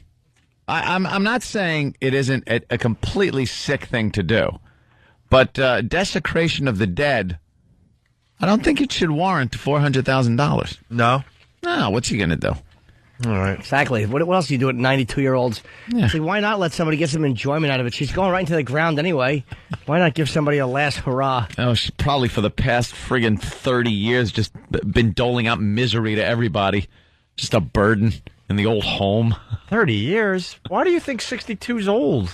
I don't got know. your numbers all messed up, man. Well, I did. I meant 20 years. Oh, 20. Well, 72's not even that old these days. Well, it's 72 could be. She could be insane by 72. Nah. Some people are very completely have their wits about them and healthy at 72. Other people, they're already in the home going, help! Not many. Help! Not many. No? Nah, it gets a lot older than that in those homes. Yeah? Yeah, Mommy was in one of those for a while. Really? Recovering from a horrific car accident. And you saw a lot of old people in there? Yeah, and they weren't in their 70s. Really, like 90s? 90s, people celebrating their 100th birthday with just one. It's got to be a treat. With one great-grandson and a birthday cake. How depressing. What do? They don't put 100 candles on, right? No, just put that big. big 100. Yeah, one giant candle that says 100 on it. Big. Ought to be a Roman candle pointed at her. Unlike the 90-year-old woman at the morgue that got the Roman war helmet. So there you go. That's sick, F. And this is very sad news. I don't want to bum everybody out, but scientists find the oldest living animal. Yep. Then kill it. Wow. And that's the headline, too. Yeah. What is this thing? British marine biologists, they found what they think is the oldest living animal. It's always in the water, the oldest thing. Yes, it was. Yeah. And they had to kill it. There's a team from Bangor University, and they were dredging the waters of Iceland. Some stupid research they do, and they found this unfortunate specimen. They said belonging to the clam species. Oh. And they cut through its shell. Wait, the clam species Arctica islandica. Yeah, That's what Iraq has. Yes, Arctica Islandica. Yes, that is what Iraq has. Arctica Islandica. That's when your temperature is off, and somehow that morphs into incompetence. I'm chilly. What was I supposed to do? The guy can't even be cut a break when he's waiting on tests about his health. That could be really bad news. Cut him some slack. Yeah, man. They cut through its shell, which made it more of an X-clam. Oh, that's what killed it. They had to count its growth rings, and they realized it had been between 405 and 410 years old. No way. Humans just stink. And they kill it by cutting into it. Only after researchers cut through its shell, which made it more of an X-clam, and counted its growth rings, did they realize how old it had been. Yeah. Another clam of the same species had been verified at 220 years old, and a third may have lived 374 years. But this most recent clam was the oldest yet, and we had to kill it. Couldn't they take a piece of its shell or just ask it? Yeah. Or how about you look at this thing and go, wow, that's old. That's an old clam. That's the guy the Morse said. Well, it was 200. Bounce pass and a layup for Anthony. Layup. I'd say Anthony slammed that one in with fervor. And then you got your top earning dead celebrities. This list comes out every year. And, Presley is back up at number one. He made over $40 million last year, and he's dead.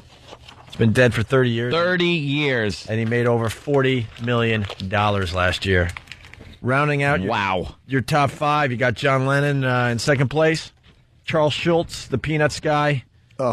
George Harrison is in the top 10 for the first time ever. And you got Albert Einstein in fifth place. Top earning dead celebrity. That is from Baby Einstein.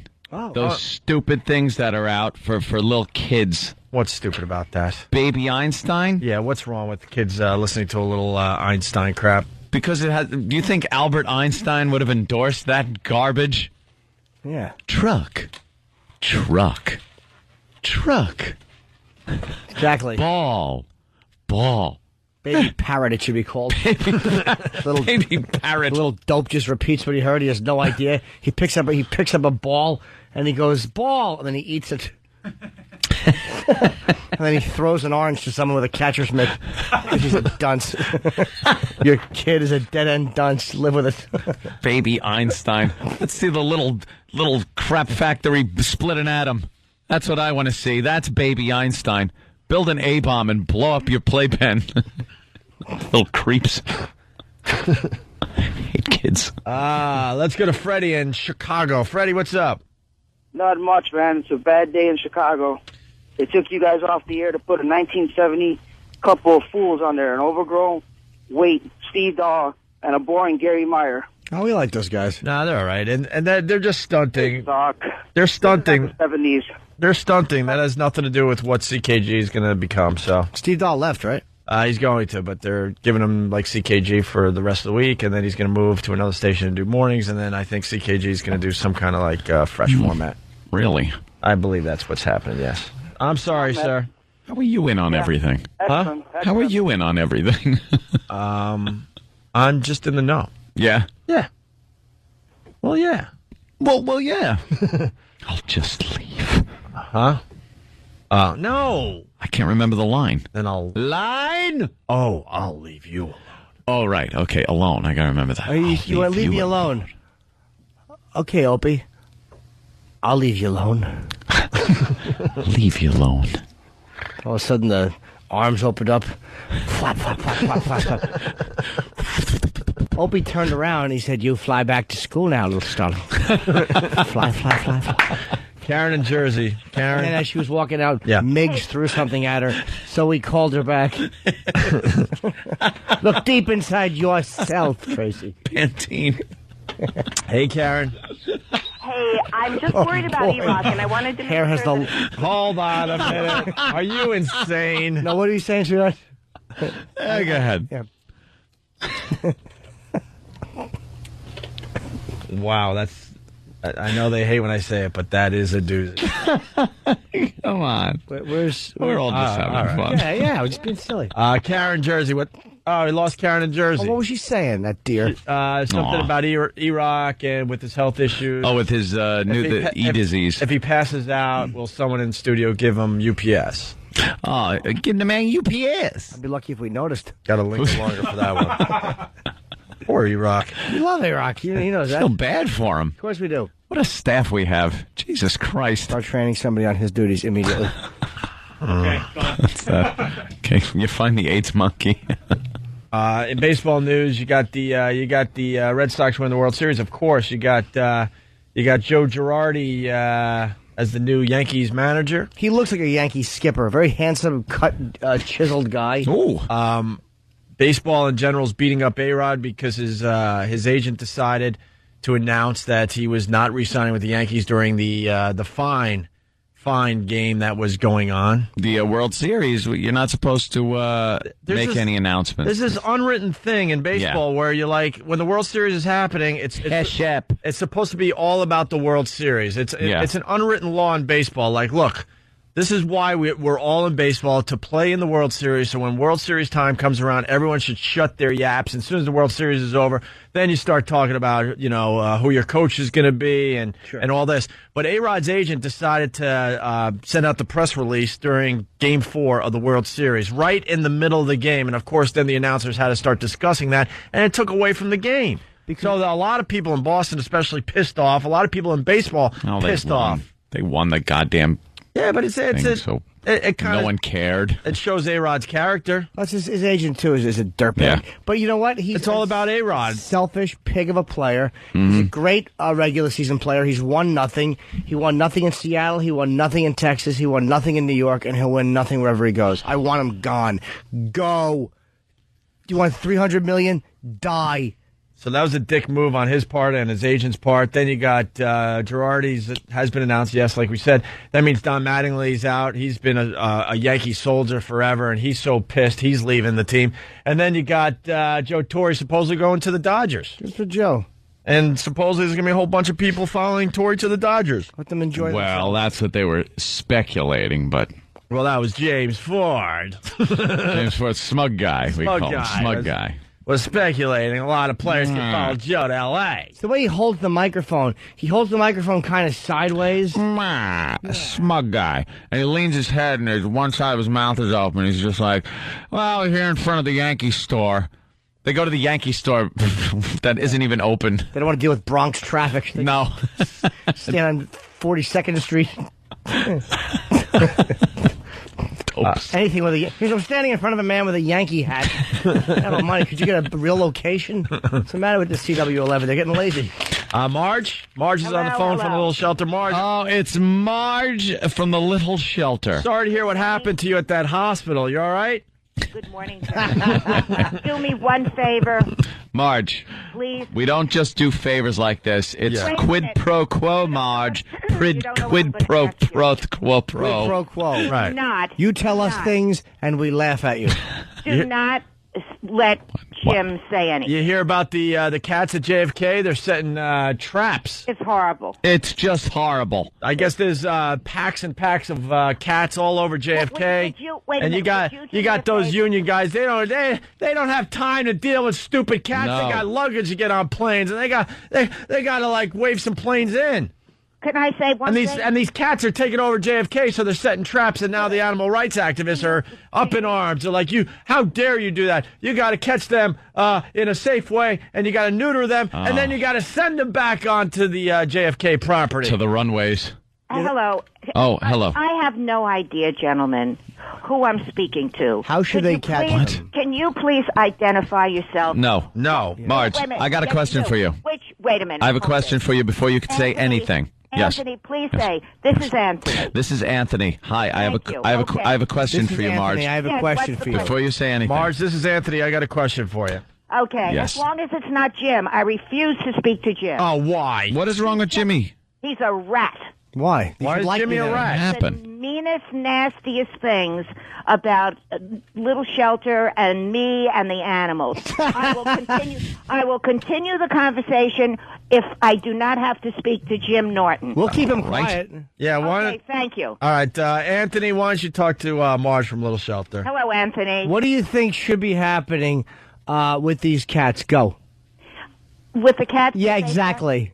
Try to find homes for them. Ugh.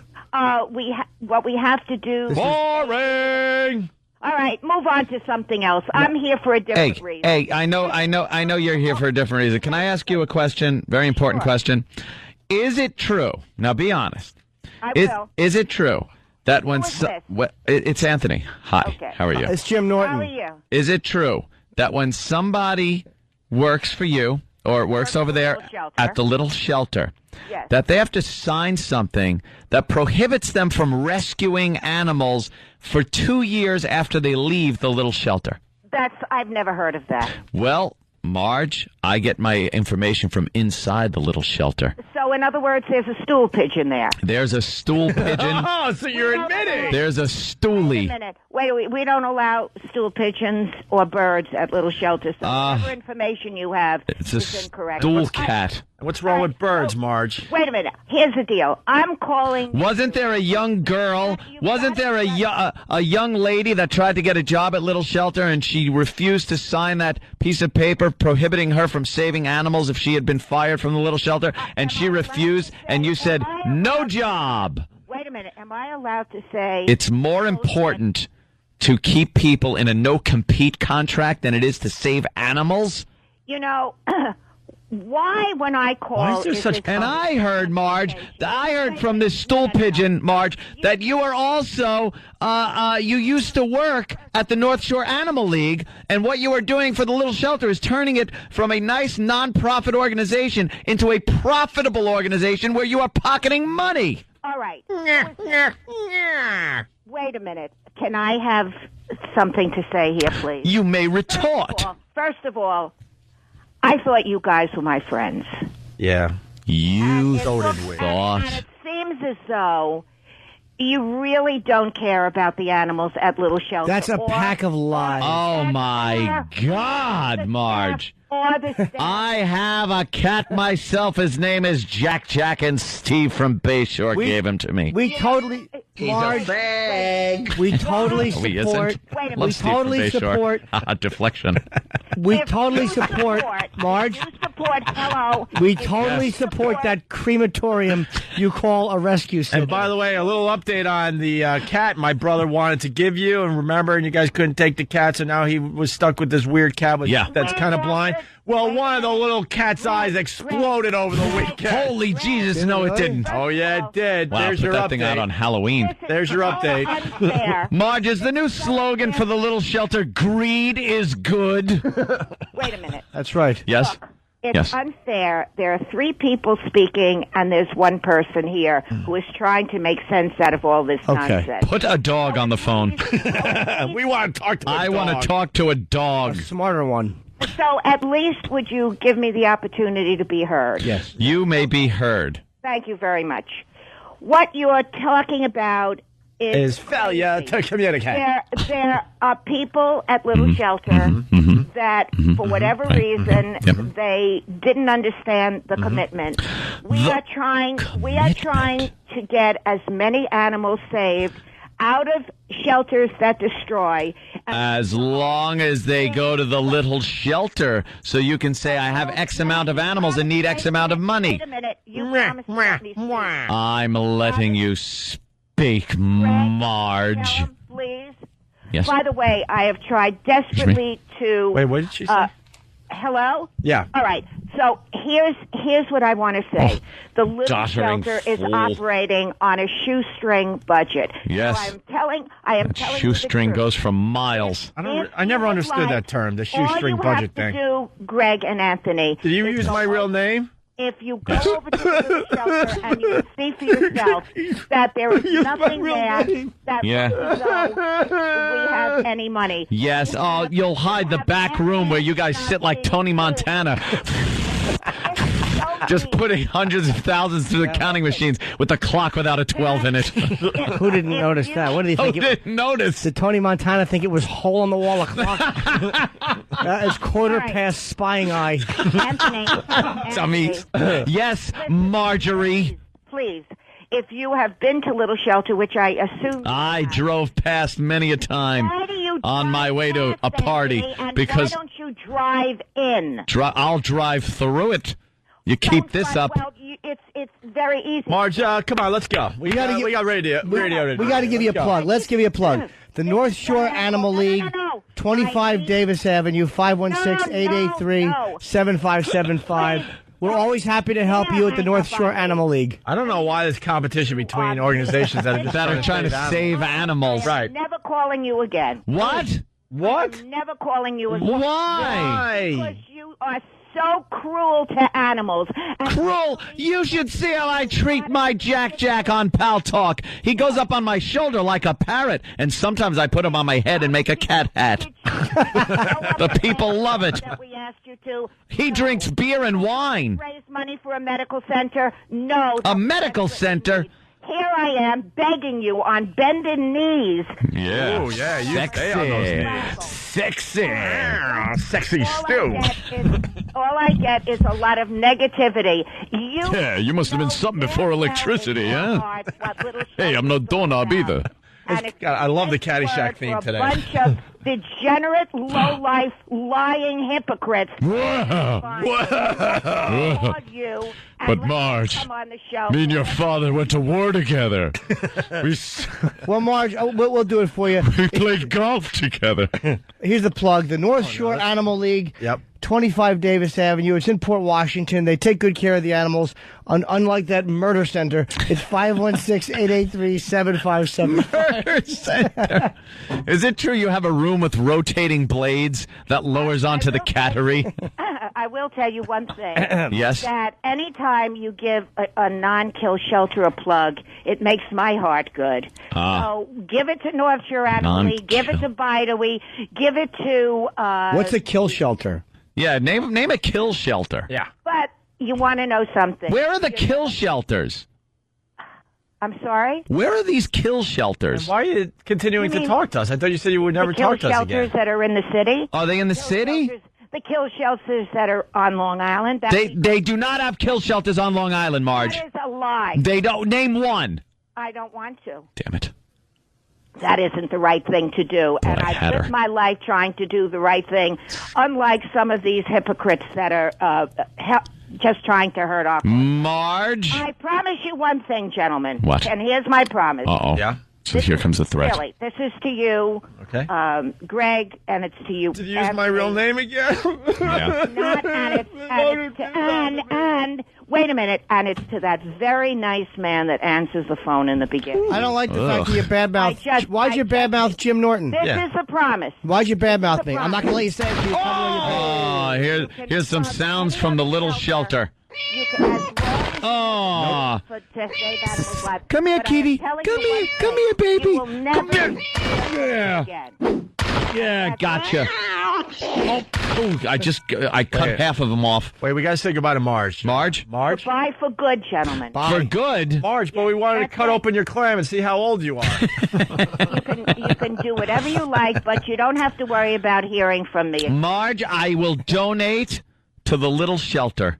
Like I always do, because you send me the little address labels that I use. But I resent. And then you're not going to call anymore. Well, thanks a lot. I support the little shelter. Maybe not here vocally on the air because I want to make a little fun and have a little fun with you. But I give money to the little shelter for your little address labels. Well, thanks for nothing. Do you believe everything that I tell you? And you're being a. No. You don't. Cat lover. Then that's it for me. You Then badmouth Jim Norton. Why? Yes, Jim Norton's a good friend of ours, and he's an animal lover too. You ever see Horse Gag? Jim has never spoken up in defense of Little Shelter. Yeah. Never. He has too. It's true. He has said the North Shore Animal League. Absolutely. 25 Davis Avenue, Port Washington, New York. That's fine. So it's, as I said, Marge. You're not hurting my feelings by supporting other shelters. Can you start the We're Hulk all- music? This We're is it for all Marge. in the same business. Are you changing the name to Little Auschwitz? Only That's what I heard. The difference between Little Shelter and other shelters is that we don't have squat in money, and that's why I call. Arbeit Mach Free Kittens. And Is that the sign? That's all I have to say. I think you should try another shelter now and let them. We didn't want to try one. Yeah, what do you think? We're running around looking for a host shelter? Looking for shelters? That fertilizer factory you call a Well, We're too busy looking for a host radio station. Marge, then this is for you. Marge, this is it for you, Marge. This is your last appearance. We're giving you the sad Hulk walking away music. So right. say what The you have. sad Hulk. Say what you want to say. All right. You got 15 seconds, Marge. All right. I just want to say that Little Shelter is obviously the best, most caring, most deserving, and most under-budgeted shelter in the United States. Say what you want. All We right, need the money, All right, and that's all I have to say. It's been nice knowing you guys. Au revoir. Goodbye, and God bless you. Adios. Au revoir. Tim. Oh, Bye-bye. au revoir. Marge, There her she last goes. appearance on the Opie and Anthony show. Good. was it. She got fired. That's the problem. She probably got Yeah. fired for stealing money. She's probably been bilking them out of thousands. Bilking. And they fired her. Just make it look like she's making a graceful exit.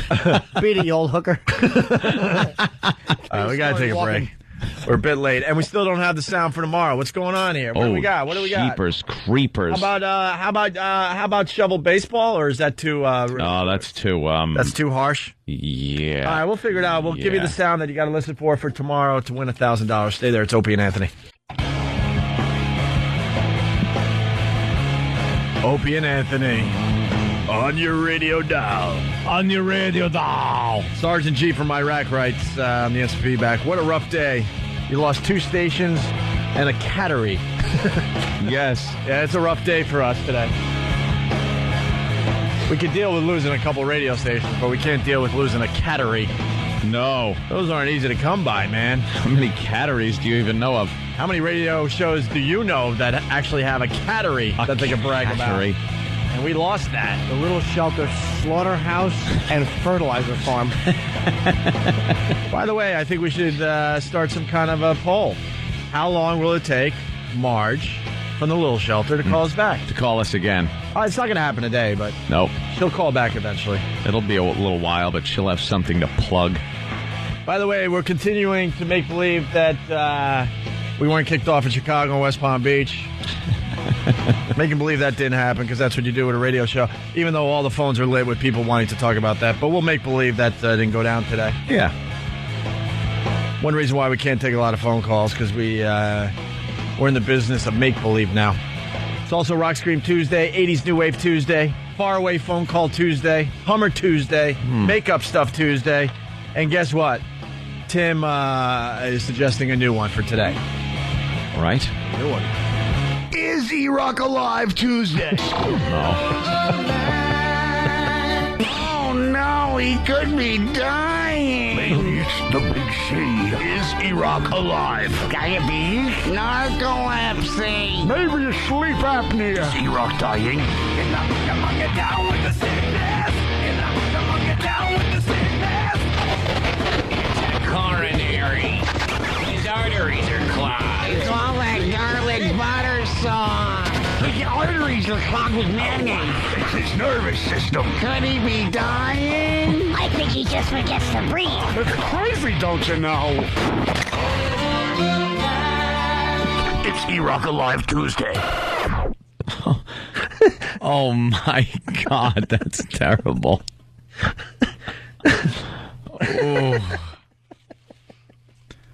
Oh. Wow. Wow. E-Rock, comment? Comment? No comment on that one? None at all. No comment. Do you think that's hurtful? Right about now, he's like, why did I share with you guys? Right? Nah. Well, it is Iraqtober. Wow, what a way to friggin' end Iraqtober with this big cliffhanger. Are you okay? I'm imagining the first and only. Oh. How much iced tea do you drink a day? Next year will be posthumous. Oh, God. At least a gallon and a half. A gallon and a half of iced tea a day. Gallon and a half of iced tea. Do you know how much caffeine that is? Maybe that's why your nervous system's shutting down. It can't shake anymore. Yeah. Why don't you stop it already? Why don't you stop treating yourself? Why don't you just have a little gumption? Yeah. Do you think I want to eat a turkey wrap? No. Yes, that's good. Oh, okay. That's why you ordered it. Silly. Who wouldn't like a big piece of chocolate cake? Wouldn't that be wonderful? It sure would. It would, Iraq. Don't shake your head no. Oh, is that part of the disease? Sorry. I want to apologize to Iraq. Oh. Are you all right? Yeah, I'm fine. Yeah. All right. It's a whole new outlook on life, isn't it? You probably just got to, like, start living healthy for real now. Yeah, you can't That's what's fake it anymore. That's what's going to come. It's going to come down to no sneaking up snacks or anything. Yeah. And telling us that you ate a salad last night. You know, high cholesterol is not only what you eat, but it's your family. Family doesn't have that. All right, then it's all what you eat. Then you were adopted. You're That's just right. eating horrifically. I think Mom and Dad have something to tell you finally. Oh, boy. A gallon and a half of iced tea a day. Why? A gallon and a half? How many treats does one boy need? Yes. And that's exactly what it is. How much You need sweetness? little treats and sweets and things. He's a boy who needs a lot of love and a lot of care. And Yeah. he's a boy who likes a sweet beverage. He's got a sweet tooth. Mother, I don't like milk. I don't like All water. right. You have soda then. Thanks, Mom. Have some iced tea. As a matter of fact, have a couple of gallons of it, like you're fueling a car. Here's a funnel. I'll pour iced tea in your mouth like Peter O'Toole and Caligula, and then we'll stab your stomach, and all the iced tea will go all over you. E-Rock's mom's a lovely lady. Of course she is. Like that Roman guard, they're going to tie it off with a string. You got to get off that iced tea. Yeah, that's what I was told. Are the Nagels bummed that we're not on in West Palm Beach, Florida anymore, or are they relieved? Like, I heard them talking about your son again today. I would imagine they're relieved in some way. They don't know unless they just woke up now and found out. I didn't tell them, so. Yeah, all right. People are wondering if you're seeing a neurologist or just a family doctor. An internist right now. Internist? Not even a guy with a medical license? Oh, yeah. Just an intern? Oh, He's seeing an intern is what Wait, he's saying. Seeing a guy that gets coffee from the doctor? Renee gave him a Pat checkup. Pat Duffy. Pat Duffy and Renee gave him a four-handed massage. He answered MW4M on Craigslist, and they showed up and massaged his little chubby body. All right, what do you guys want to do now? Talk about Iraq's bad health. I know. Yeah, I I want to do know. that until 11. Exactly. That's all I want to talk I just about. want to find out. I want to know now. A lot of distractions today, right? We're worried E-Rock? about you. Yeah. I mean, we're teasing you like we just think you're a lump, but we really do love you. We're worried about you. Yeah, it some days. All right, we're done with that. Let's move on. What do you want to tell her? Be about you? Exactly. What do you want? Lose more stations? Go ahead. It's all about your health. Go ahead, why not? No, I'm teasing, man. I'm teasing. Why not make it the So, E-Rock show? what? Yeah. What What do you got? saying? You gotta finish the sentence. People listening. No, I don't. Please do. E-Rock, just finish the sentence, please. Yeah, go ahead. Sometimes it was. Ryan, why would you fall for that? God. All these people out there are like, oh, God, E-Rock, don't go for the bait, please. For once, just swim away. Ugh. All right. Hey, Steve, what are you up to? Nothing. Yeah, of course not. Oh, man. Why would you be up to something? You got anything? No? No, of course not. I mean, like Iraq. Is everyone just have anything avoiding bad? Tracy in the hallways? No, I went back and talked to Tracy for about a half hour before. How's she feeling? A little hurt. Exactly. That is a little scorn. I think her feelings are hurt. But why? Because it's funny when it's somebody else. It's not funny when it's you. What are you talking about? I've lived under the bus for 5 years. I understand that, but you're a bit more conditioned to the tire treads being on your chest. maybe she's not. So instead of producing today's show, you made sure her feelings weren't hurt for a half hour? Yes, that's what I did. We're well on our way to 0 stations. That's right. Exactly. And we're also, we don't even want to be on satellite anymore. We're podcasting from now on. That's right. Look for the O&A podcast coming soon. All right, hey, David Copperfield, now we got voicemails happening. Oh, no. This is what? Huh? This is what? He's voicemailed girls in the past and... Well, supposedly he allegedly raped some girl on Rape Island, one of the islands. Rape Island. He owns an island where it's really hard to get to. It's like it's a boat ride. It's a plane. Another boat. It's crazy. It's not an easy place to go to, and he pretty much owns the whole. He owns the whole island, and there's not much on it except for him. Is it like Fantasy Island? Didn't have that ready. Why would he? Wow. How fast does that numbness work? My, taking Novocaine suppositories. Yes, there's the music. The plane. Look, here comes the numbskull. Tattoo, his fantasy is he wants to go to work and be respected once. Send him back. We cannot do that. It is too big a fantasy. Good impressions, ladies and germs. It's awful. The nerve of me to try to do any impressions. Oh, they're both terrible. Here's your bullet points. So, rape charges allegedly against their David Copperfield, and now other women coming out of the woodwork. And his MO is very simply At his house? Huh? Coming out of the woodwork of his house. Yeah, pretty much.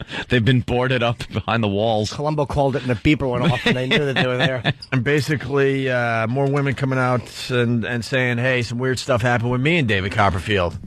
You know, I guess his thing is he looks for really hot blondes in the audience, brings them up on stage, and then takes a little further, brings them backstage. Yeah. For a little meet and greet, and then it turns out it's just him and her or something like that. Yep. Then he gets all sorts of weird info from the ladies, and I think he catalogs it, and he gets phone numbers and stuff. And now a voicemail is coming out where David Copperfield leaves a voicemail inviting one of these women to the Bahamas. Of course. Hey, it's David Copperfield, your friend from Las Vegas. I've got a very interesting opportunity for you. The opportunity? An invitation to party. If you could look at your calendar, that's in a week and a half from now, if you're available to come to the island. We talked about that, and I think there's people down there. I was going to invite you just to have some fun.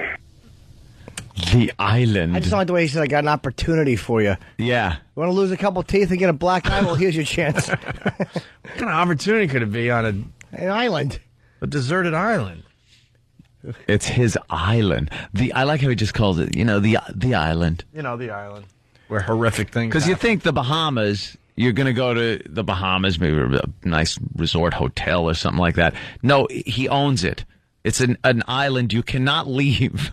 You can't leave this place without him helping you off of this island. Well, there have to be servants there. There has to be servants. Is there no medical attention on the island? Nothing? I would love to find out everything about this island. We don't know much about the island. I bet you there's people there off to the side that help him out and do security for him. And they just keep it all quiet. Sure. They probably live, you know what it is? They probably live way on the other side of the island. Yeah. And then he's on his side where he can do his wacky rapes, or whatever the hell he wants to do. How big of an island is it? It's giant. He owns Cuba. It's Australia. Wow, we both bombed. Yeah. I went for the small island. You went for the big one. We both swung and missed. Ant, you got a funny island name? Galapagos. There you go. He owns Staten. That would have been the obvious. Obviously, some black guys on the road this morning. Hey, we got to give you... Hey, that's a trifecta, though. You got to give all three. Yes. Oh, my God. All right, so I know what island he owns because he made the Statue of Liberty disappear. He owns Ellis Island. Wow. I think he owns... Call up with your favorite island. What is this, the Howie Carr show? Howie, I like long. Long is good. Long, Hey, here's your sound for tomorrow if you want to win $1,000. You got to listen for this. I like to make werewolf movies. Ooh, I like that. It's got a theme. And I thought we used that one already, but people are saying we did not. No! So in honor of Halloween tomorrow, this is what you're listening for if you want to win $1,000. I like to make werewolf movies. 10th caller tomorrow will win $1,000 between 7 and 7:30 when you hear that. I like to make werewolf movies. This sound right here. I like to make werewolf movies. The one I'm going to play when I stop talking. I like to make werewolf movies. And this sound I like to make werewolf movies. will be up on onaradio.com. Right. And can we point out what a creep David Copperfield sounds like, by the way? Yeah, he's This is David. Go down to the island. Have to hold the phone with one hand. What a creep. Hey, remember a little while ago we were talking about that 92-year-old dead lady? Yes. Yeah. That's not the sickest story of the day. Can't be. hottest. Come on. Not the sickest story of the day. Thanks to Danny, he found this gem. This lovely gem. Tonight there is a bizarre story out of Citrus County. A man is in jail for trying to get another man help him commit murder. But investigators end up finding out something even more shocking. They say the suspect wanted to have sex with a corpse. Fox 13's Jim Hill reports. The bizarre plot started to unfold inside this house. Citrus County deputies say Kevin Wade Daly was behind it. He's accused of trying to recruit someone to commit murder. But detectives say even more shocking was Daly's motive. Homosexual necrophilia is what the purpose was. There were going to be sex acts committed on a male corpse. Homosexual necrophilia. How do you? That'd be a great band name. Oh, Wow. What? As you said that, I was thinking that would be a good band name. That's creepy. Great minds think alike. Yeah. But No, that's really just creepy. Yeah, so do gay people, apparently. How did that come out, by the way? Like, at what point did the other guy bail out? When he goes, look, I'd like you to help me kill this guy. And he went, all right, so I can have sex with him. No. Investigators say Daly even revealed that his intended victim was a man from Homosassa who was doing construction work in his neighborhood. He actually came up with his name and his place of business and actually called the man's place of business on the prospect of saying what a good job he had done. Daly's neighbors couldn't believe it. It's scary. I can't believe it. Daughter here too. I was glad that he didn't get to really know him on a personal level to invite him into our home. They're thankful he's behind bars. He could have murdered me over there in his backyard. We can sleep a lot easier knowing that he's You're a woman. Yeah, what? I'm glad he's going to feast. I mean, we don't need that kind of... Whew, that's scary. Real scary. Don't need that kind of tooth. Don't need that kind of neighbor. And what makes you think you're going to get a guy to help you do that? Oh, that's a good question, Jamie. I don't know. There was a story a while ago about 3 friends, and one guy looked in the obituary and he saw a cheerleader or one of the girls that he knew. Yeah, she died in a motorcycle accident, and he got 2 of his friends to help dig her up because he wanted to have sex with her. And he told his friends, "Look, I want to dig her up to have sex with her." And they started digging, and the cops showed up. And then the friends, quickly ratted him out. Hey, it's not me. Idea. I was just digging. He's the one that wanted to, have sex with her. Which one? It was the naked guy with the condom and the shovel. The man's just nude. He's got no pants, just socks and a shovel. Eagerly awaiting And boots. the creaky opening of the casket. Yeah. Oh, my God. They're trying to crack the casket open. He's warming up over there. Ooh, it's cold. This never works in the cold. Looks like a mushroom cap. It's a hell of a friend, though. It's going to help you with your fantasy. Fluffing with a dead possum. It's disgusting. I don't know. There would be something really, really creepy about that. I know that kind of sounds obvious, but when you really think about it, you don't even want to be in the same room as a dead person. There's just some kind of weird vibe they give off, And then you think of hopping aboard. I think in the last couple of wakes I've gone to, one was an uncle, so that wouldn't count. But one was a female friend, and I just can't imagine looking at a body and thinking I can't. And that's what, yeah. Especially one that's already been buried. And I'm not saying that I can get it in the coroner's office, but at least if he hasn't sliced her open yet, maybe if someone died, they don't get sliced open. Yeah, that's why I think these people that work in that line of work, they just kind of get desensitized to it, and they kind of go into it maybe for that, and then after a while they work up the nerve because they're desensitized. It's not a body like we think of. Oh my God, it's a product to them. Sure. It's something to move from an upstairs room to the morgue, and then before you slide it in that cold refrigerator, you knock off a little piece. All right. Prop it up, and everybody says Hail Marys next to it. And you throw it in the dirt, and throw crap on it, and say, "All right, next." We have to take a little break. Ooh, break. When we get back, because it's been an intense day for everybody. Yeah. Oh.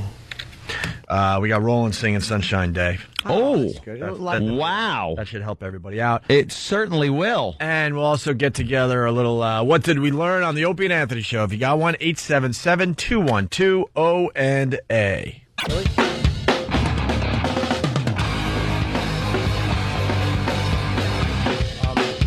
Opie and Anthony here.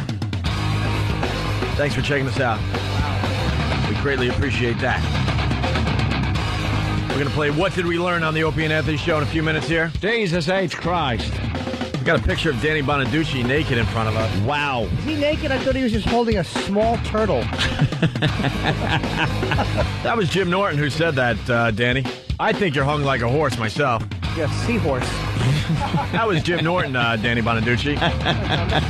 I'm not stupid. I'm not going toe-to-toe with that animal. I wouldn't even care if he beat me up after that. All I'd do is laugh at his penis as he hit me. At least if you went toe-to-toe, you know nothing else would hit you. That was Anthony Cumia, one half of the Opie and Anthony Show. I think you're hung like a horse, Danny. This guy's in great shape. Dan, I got to say one thing. There's a naked picture of him profiled, and he's reaching for something, and you can see, like, his abs and, like, the little, when you lift your arm, what is that under there? It's called a muscle, Jim. It's all muscular, yeah. It's just called some kind of muscle. Well, I'll tell you what's not called a muscle. That extra thumb God gave him. God gave him an extra thumb. That is an awful picture. Why is he naked? I don't know. I wouldn't even shower naked if that was me. That is a horribly small, E-Rock, where's that picture? awful. Yeah, you don't know, huh? I think it was part of some award show. It's just breaking now, hitting the internet. They give an award for what? Smallest one on an adult male for the third year running is... There's nothing, just a bunch of Uggs and Ews. And what the F is that? I'm showing the Pal Talk audience, and they're commenting, mutilated junk. It really is amazing. We'll try to get more info on that. You know what it looks like? Picture a cocktail Frank on a beanbag chair. I had higher hopes for that one. Yes, it's Danny Bonaducci, naked. All right. Hey, that is horrid. I don't want to lose Lori. Lori puts makeup on dead people. Lori, what's up? Well, actually, I was listening to you guys, and I didn't want to call in, but I just had to because I have the same sense of humor that you guys do. So, I put makeup on dead people. I get a couple of pictures, and, I go in a few times, and at the morgue I work at, there's a couple of interns, and one of them is like the weird Dungeons and Dragons type of guy. He colors his hair black and all that. Well, I came in one night. It was the night before a funeral. She was all dressed up. It was a maybe 60-year-old woman.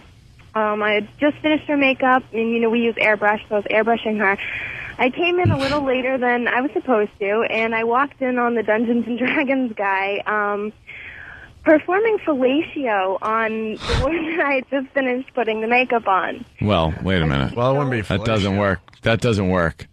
You're thinking of the other thing. Let's just say this. We have to say it a certain way. You walk back in, and the guy you were with was doing something to this woman that she probably would have enjoyed when she was alive. Exactly. You really saw this? What happened to the guy?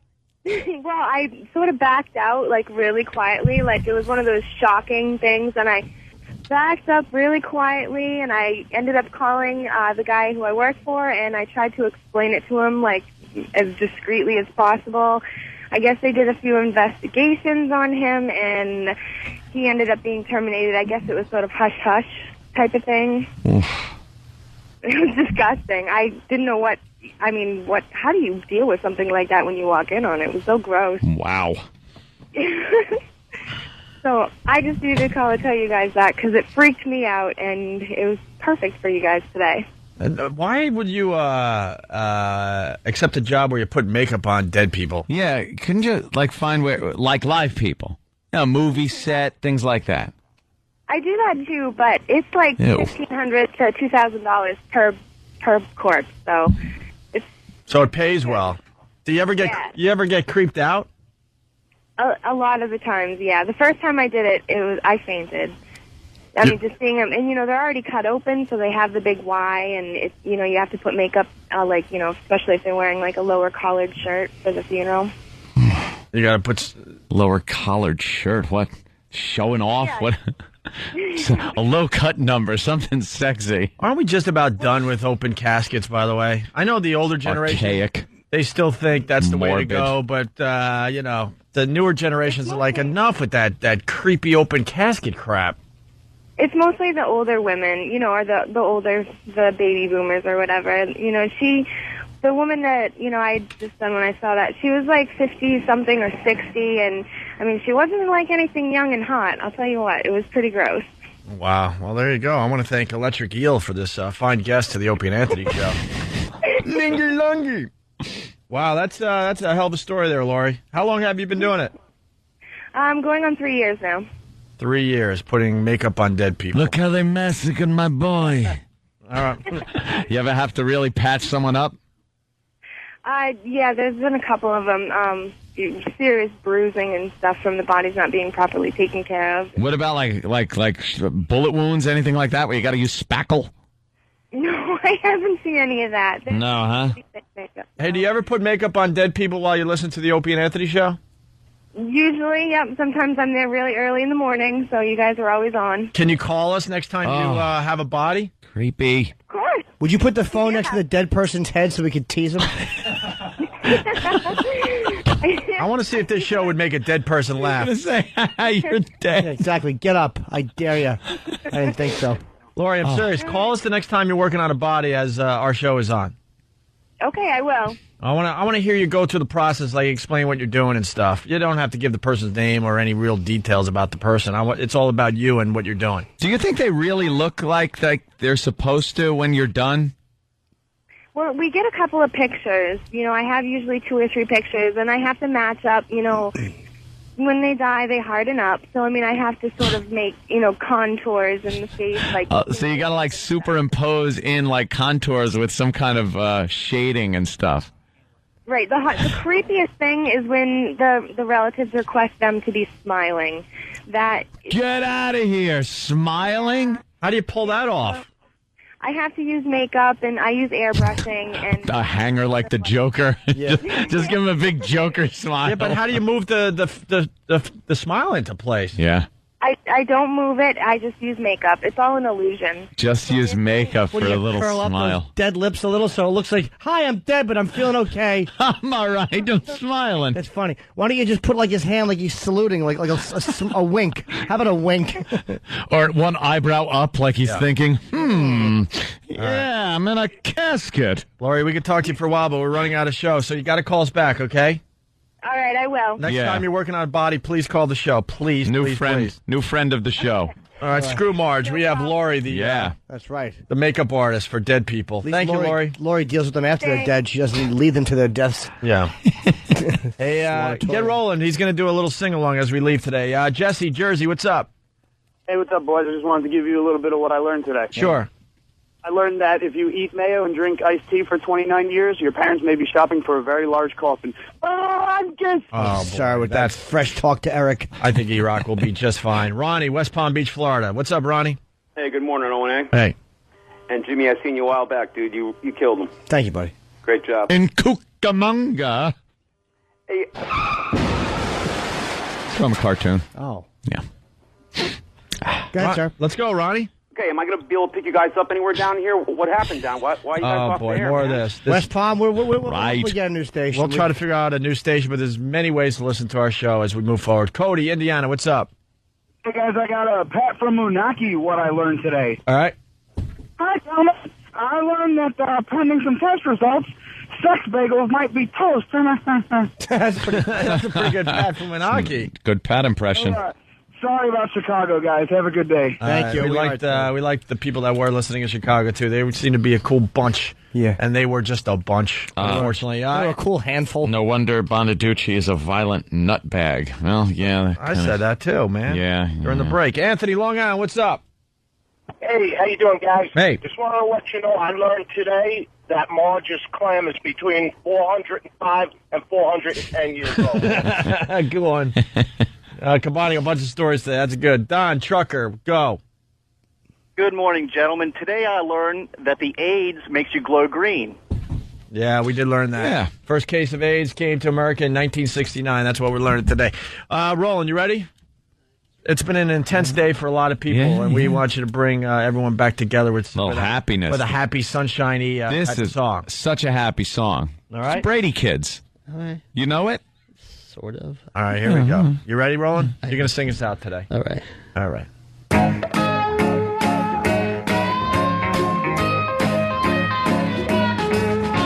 I think I'll go for a walk outside now the summer sun's calling my name. I just can't stay inside all day. Gotta get out, give me some of those rays. Hey, everybody's smiling, sunshine day. Everybody's laughing, sunshine day. Everybody seems so happy today. Hey, it's a sunshine day. I'm walking outside now the summer sun knows if I'm me. He's calling me, I gotta get out. No, wait. Get away, get away, get away. Into a sunshine day. Can't you dig the sunshine? Now it's but the same. Can you hear me calling your name? Oh. Bring it on home. Come on, let's go. Oh, I think I'll take a walk every day now. The summer sun has showed the way to be happy now. I just can't stay inside all day. I gotta get out, give me some of those rays. Energy, let's go. Here we go. Everybody's smiling. Sunshine day. Everybody's laughing. Sunshine day. Everybody seems so happy today. It's a sunshine. It's a sunshine day. Can you dig the sunshine? Oh, come on, yeah. Now it sounds the same. Can't you hear me calling? Hold the note. Name. I go for a walk outside now. The summer's calling my name. I just can't stay inside all day. I gotta get out. Give me some of those rays. Everybody's smiling, sunshine day. Everybody laughing, sunshine day. Everybody seems so happy today. It's a sunshine day. Smiling, sunshine day. Everybody's sunshine day. Everybody's. Wow, I hope that brought everybody a smile. Yeah. Today. After that one, I want to say goodbye to Boston, Maine, New York, Syracuse, and the rest. Hey, if you're still listening, you deserve to know what tomorrow's sound is for the $1,000. Listen for this. I like to make werewolf movies. We'll play between 7 and 7:30 tomorrow, and you'll have a chance to win $1,000 if you're. Well, you will win the 1,000 if you're the 10th caller. All right. Well, have a sunshine day. This is the Opie and Anthony Show. The Opie and Anthony Show. Opie and Anthony. It's showtime. Quack, quack, quack.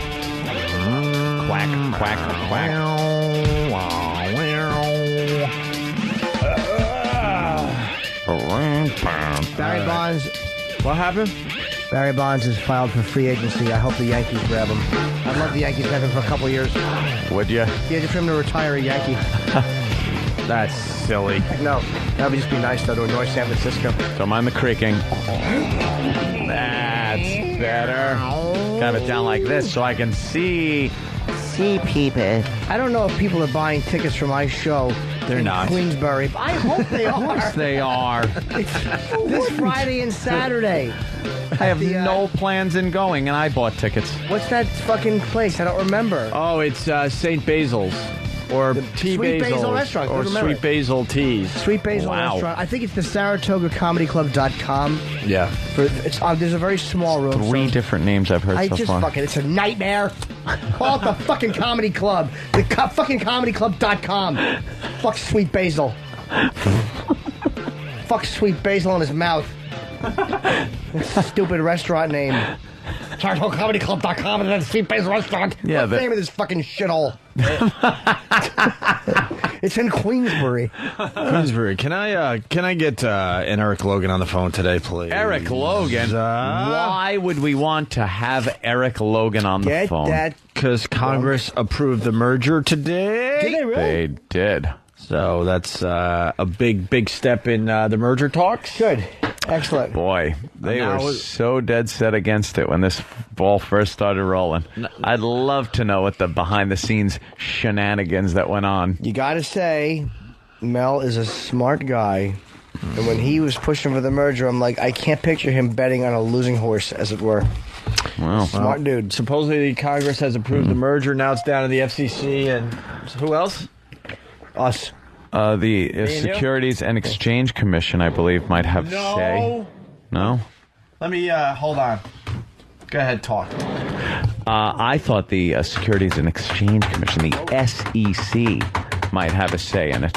I hope he's banging a keyboard like he just came over here in 1969 from Haiti. Angry typing info. He's giving the keyboard AIDS. So so the government passes it. But then you need the FCC. Yeah. And it looks like they're going to pass it. And then I would think some kind of, Wall Street thing. All right, let's see what it says here. They have to let's see what it says over here. approve. I'm going to tell you what it says over here. The much awaited approval is done, and they are urging the FCC and the DOJ. The Department of Justice. To also approve the merger. I, too, think it is a good thing, and I know that many on this board do not agree. There will be more diversity of... Buzz. All right. He went to Buzz pretty quick during that read. Believe me, I want that. I really do want it. I didn't want it at first, but I want it now. Yeah. Yeah. Yes. Yeah. Very much. Yeah. You want to say after it's gone through. You want to share this studio with a few more people? I have no idea. Oh, fuck. I'm just you saying know what? that. That's a good point.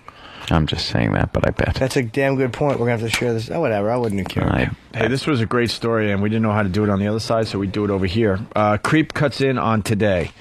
NBC and producers of Today got a little more than they bargained for when they set up a media conference call with TV writers and Today's anchors Matt Lauer and Ann Curry. Matt Lauer. And Al Roker. So they're on a conference call, and they're doing a little interview for the media conference call with Matt Lauer, Ann Curry, and Al Roker to publicize the new segment, The Ends of the Earth.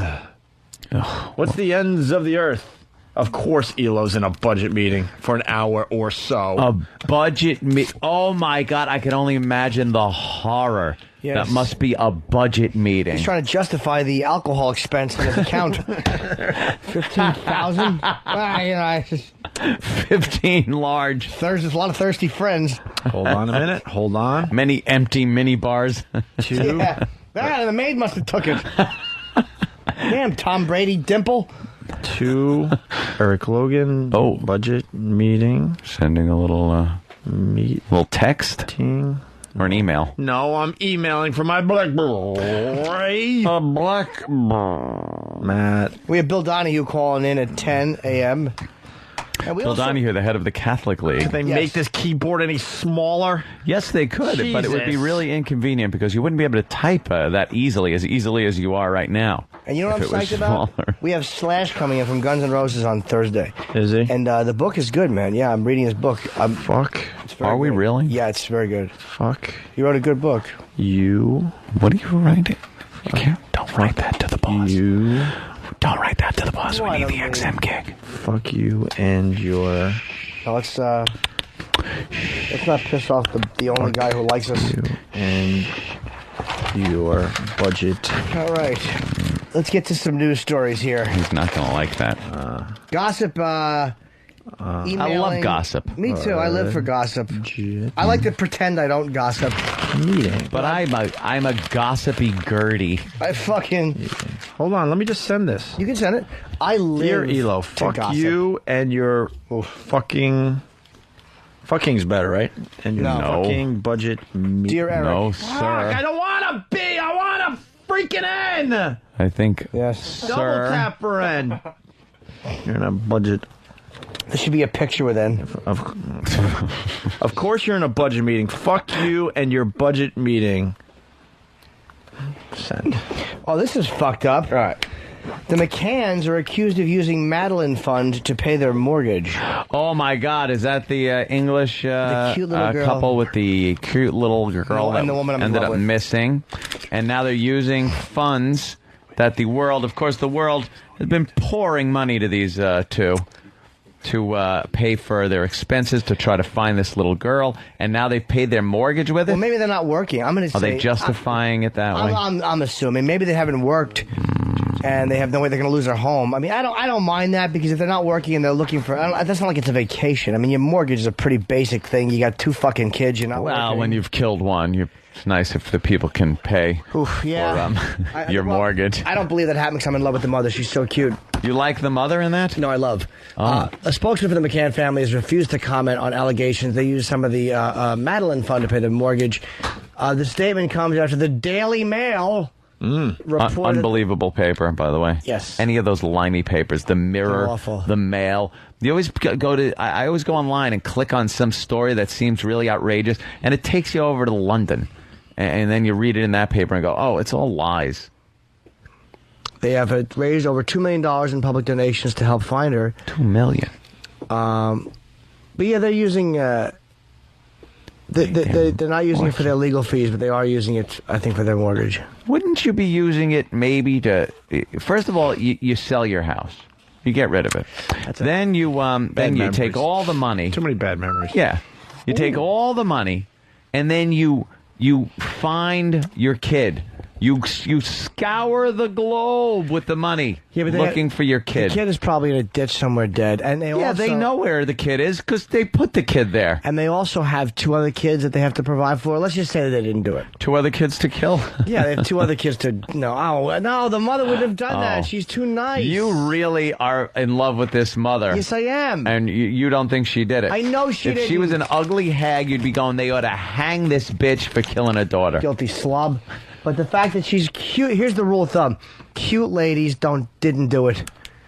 Cute ladies don't murder. Susan Smith was ugly. Louise Woodward was ugly. Fucking Andrea Yates was ugly. Mm-hmm. They did it. Of course they did. They're ugly. What about girls, young women that have sex with students, and they're ugly?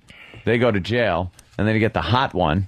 And she didn't even see a day in jail. Yeah, but at least she admitted that she took the dick. Oh, at least we know great. she took the young cock and molded it around her older, beautiful vag. Everyone knows that was a gift to the boy. To the boy? To the boy. This woman did not do this. Certainly must have been. Okay, that's Jimmy's saying that. What happened to my story that I started? What story did you start? The creep cuts in on today. That wasn't the end of the story, period. They're my stories. It gets way better. NBC and producers of Today got a little more than they bargained for when they set up a media conference call with TV writers and Today anchors Matt Lauer, Ann Curry, and Al Roker to publicize the new segment, The Ends of the Earth. The Ends of the Earth. Featuring Al Roker. According to our spies, one filthy mouth prankster got on the recent conference call. Uh-oh. And I wonder if it was one of our guys or one of his guys. Mm-hmm. There's pretty much only 2 choices at this point. Yeah. In which writers could quiz Lauer, Roker, and Curry about their upcoming trips to Greenland, Antarctica, and the equator. And this guy interrupted the proceedings to ask Curry, good old Ann Curry, this question. Did you get your last name because your blank smells like Mediterranean food? And by blank, I guess he meant poo-ha! The old pussy. He asked if her box smells like Mediterranean food. Wow. I have a feeling he went with the C word, though. I have a feeling he went with the C word. What was her answer? One source said the prankster was That's what I wanna immediately know. dropped from the call, but somehow he got back on the call using another name. The lewd interloper then asked Lauer, "Can you blank your own blank?" Can you fuck your own mouth or ass? What? Suck your own dick. Can you suck your own dick? Suck your own. Wait. Can you bleep your own bleep? Could be can you suck your own dick or can you fuck your own Fuck your own ass Yeah. or fuck your own mouth, which That's is right. funny too. I'm gonna go with suck your own. Oh, is that good? I know what it was. Could you make your own lunch? No. Can you? Said, I can smell your cunt. And it smells like hummus. With that, the conference call was shut down. Mm-hmm. An NBC insider said no one knows who he was or how he got the number in the first place. As for how Lauer and Curry reacted to the vulgarities, the NBC source said they were fine with it. A rep for Today declined to comment. Of course, they were fine with it. What are they going to do? Yes, because around the newsroom they call Ann Curry old falafel pussy. That's common knowledge. Her cunt smells like a fucking gyro. Wow, they actually made them stop their little press conference, Yes. huh? Yeah. Good. No one cared Why did about they them ask anyway. Fat fucking old stomach staple the question. I wish we had audio. Ow. Careful, sweet. This ain't good. Ooh. That hooked you. Oh, my God. Oh, rip an I ear almost off. lost my ear. I'm watching the news. Lost they're your showing ear? Peter Boyle and Gene Wilder dancing from Young Frankenstein. Young Frankenstein. What a funny movie. Yeah. And now Lon Chaney changing into the werewolf. Oh, it's a Halloween themed thing. Mm. I have a rod. Do you know that? I thought it was our show this morning over at CBS. Oh boy, was she fucking. Wow, I hear she is really livid. Yeah, is she? Super pissed. Listen to me. I like Tracy. I think we all like Tracy. She was wrong. When you fucking get guys outside and you're walking out and the first thing you say is, I hope tomorrow's not going to be. Mm-hmm. How do you expect people to not react angrily to that? Yeah. How do you expect that's not helpful? And then to come into the studio during the show and reiterate. You want to deal That's a little rough. with content. I understand that you're not a lawyer. I know she's all for it. But how about this? Keep fighting for us to be able to say Oriental on the fucking radio. And again, I know that's not Tracy's call. That's the content help we need, not what we talk about. Right. I don't think we need help there. Oriental shouldn't be an instant bleep word. It should be depend on context. Now, the ratings problems, are they because we talk too much about other stations? Or because they want us to compete in the male market and they've cut our balls off and said, here's your fucking tampons, now go have fun. Ooh.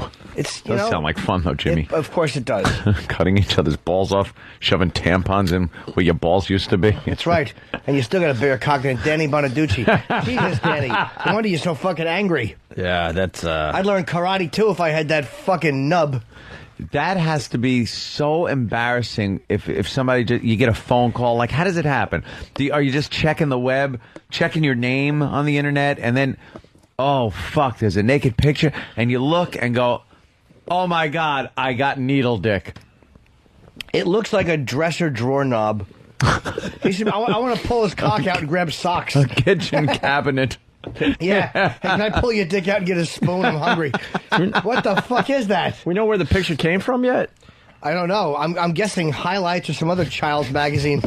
Something pedophiles like. Small Dick Monthly. Exactly. He's the centerfold. Fucking October through July. Or you could go to PerezHilton.com for the picture. There you go. Yeah, That's really almost awful. not even... That wouldn't even be considered vulgar. He looks like a mannequin with a big bag. Yeah, just his big bag and a little thumb-like dick sticking straight out. Like a baby turtle. Fucking peeking. Like a scared turtle peeking out of its shell. Barely. All right, hey, we're going to get another play out of this today. This was just terrific from earlier. 6:09 is the time. We love emails. Good morning at news10.net.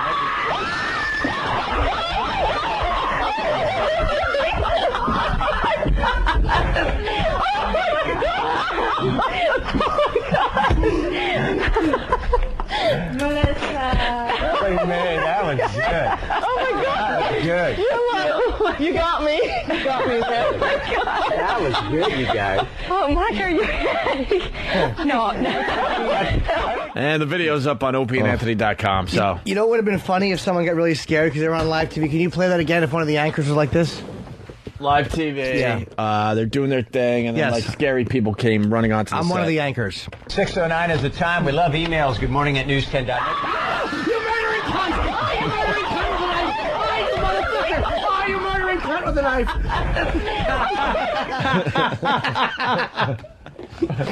Just blurting out horrific shit. Oh, geez. How did they know they weren't just going to go, fuck?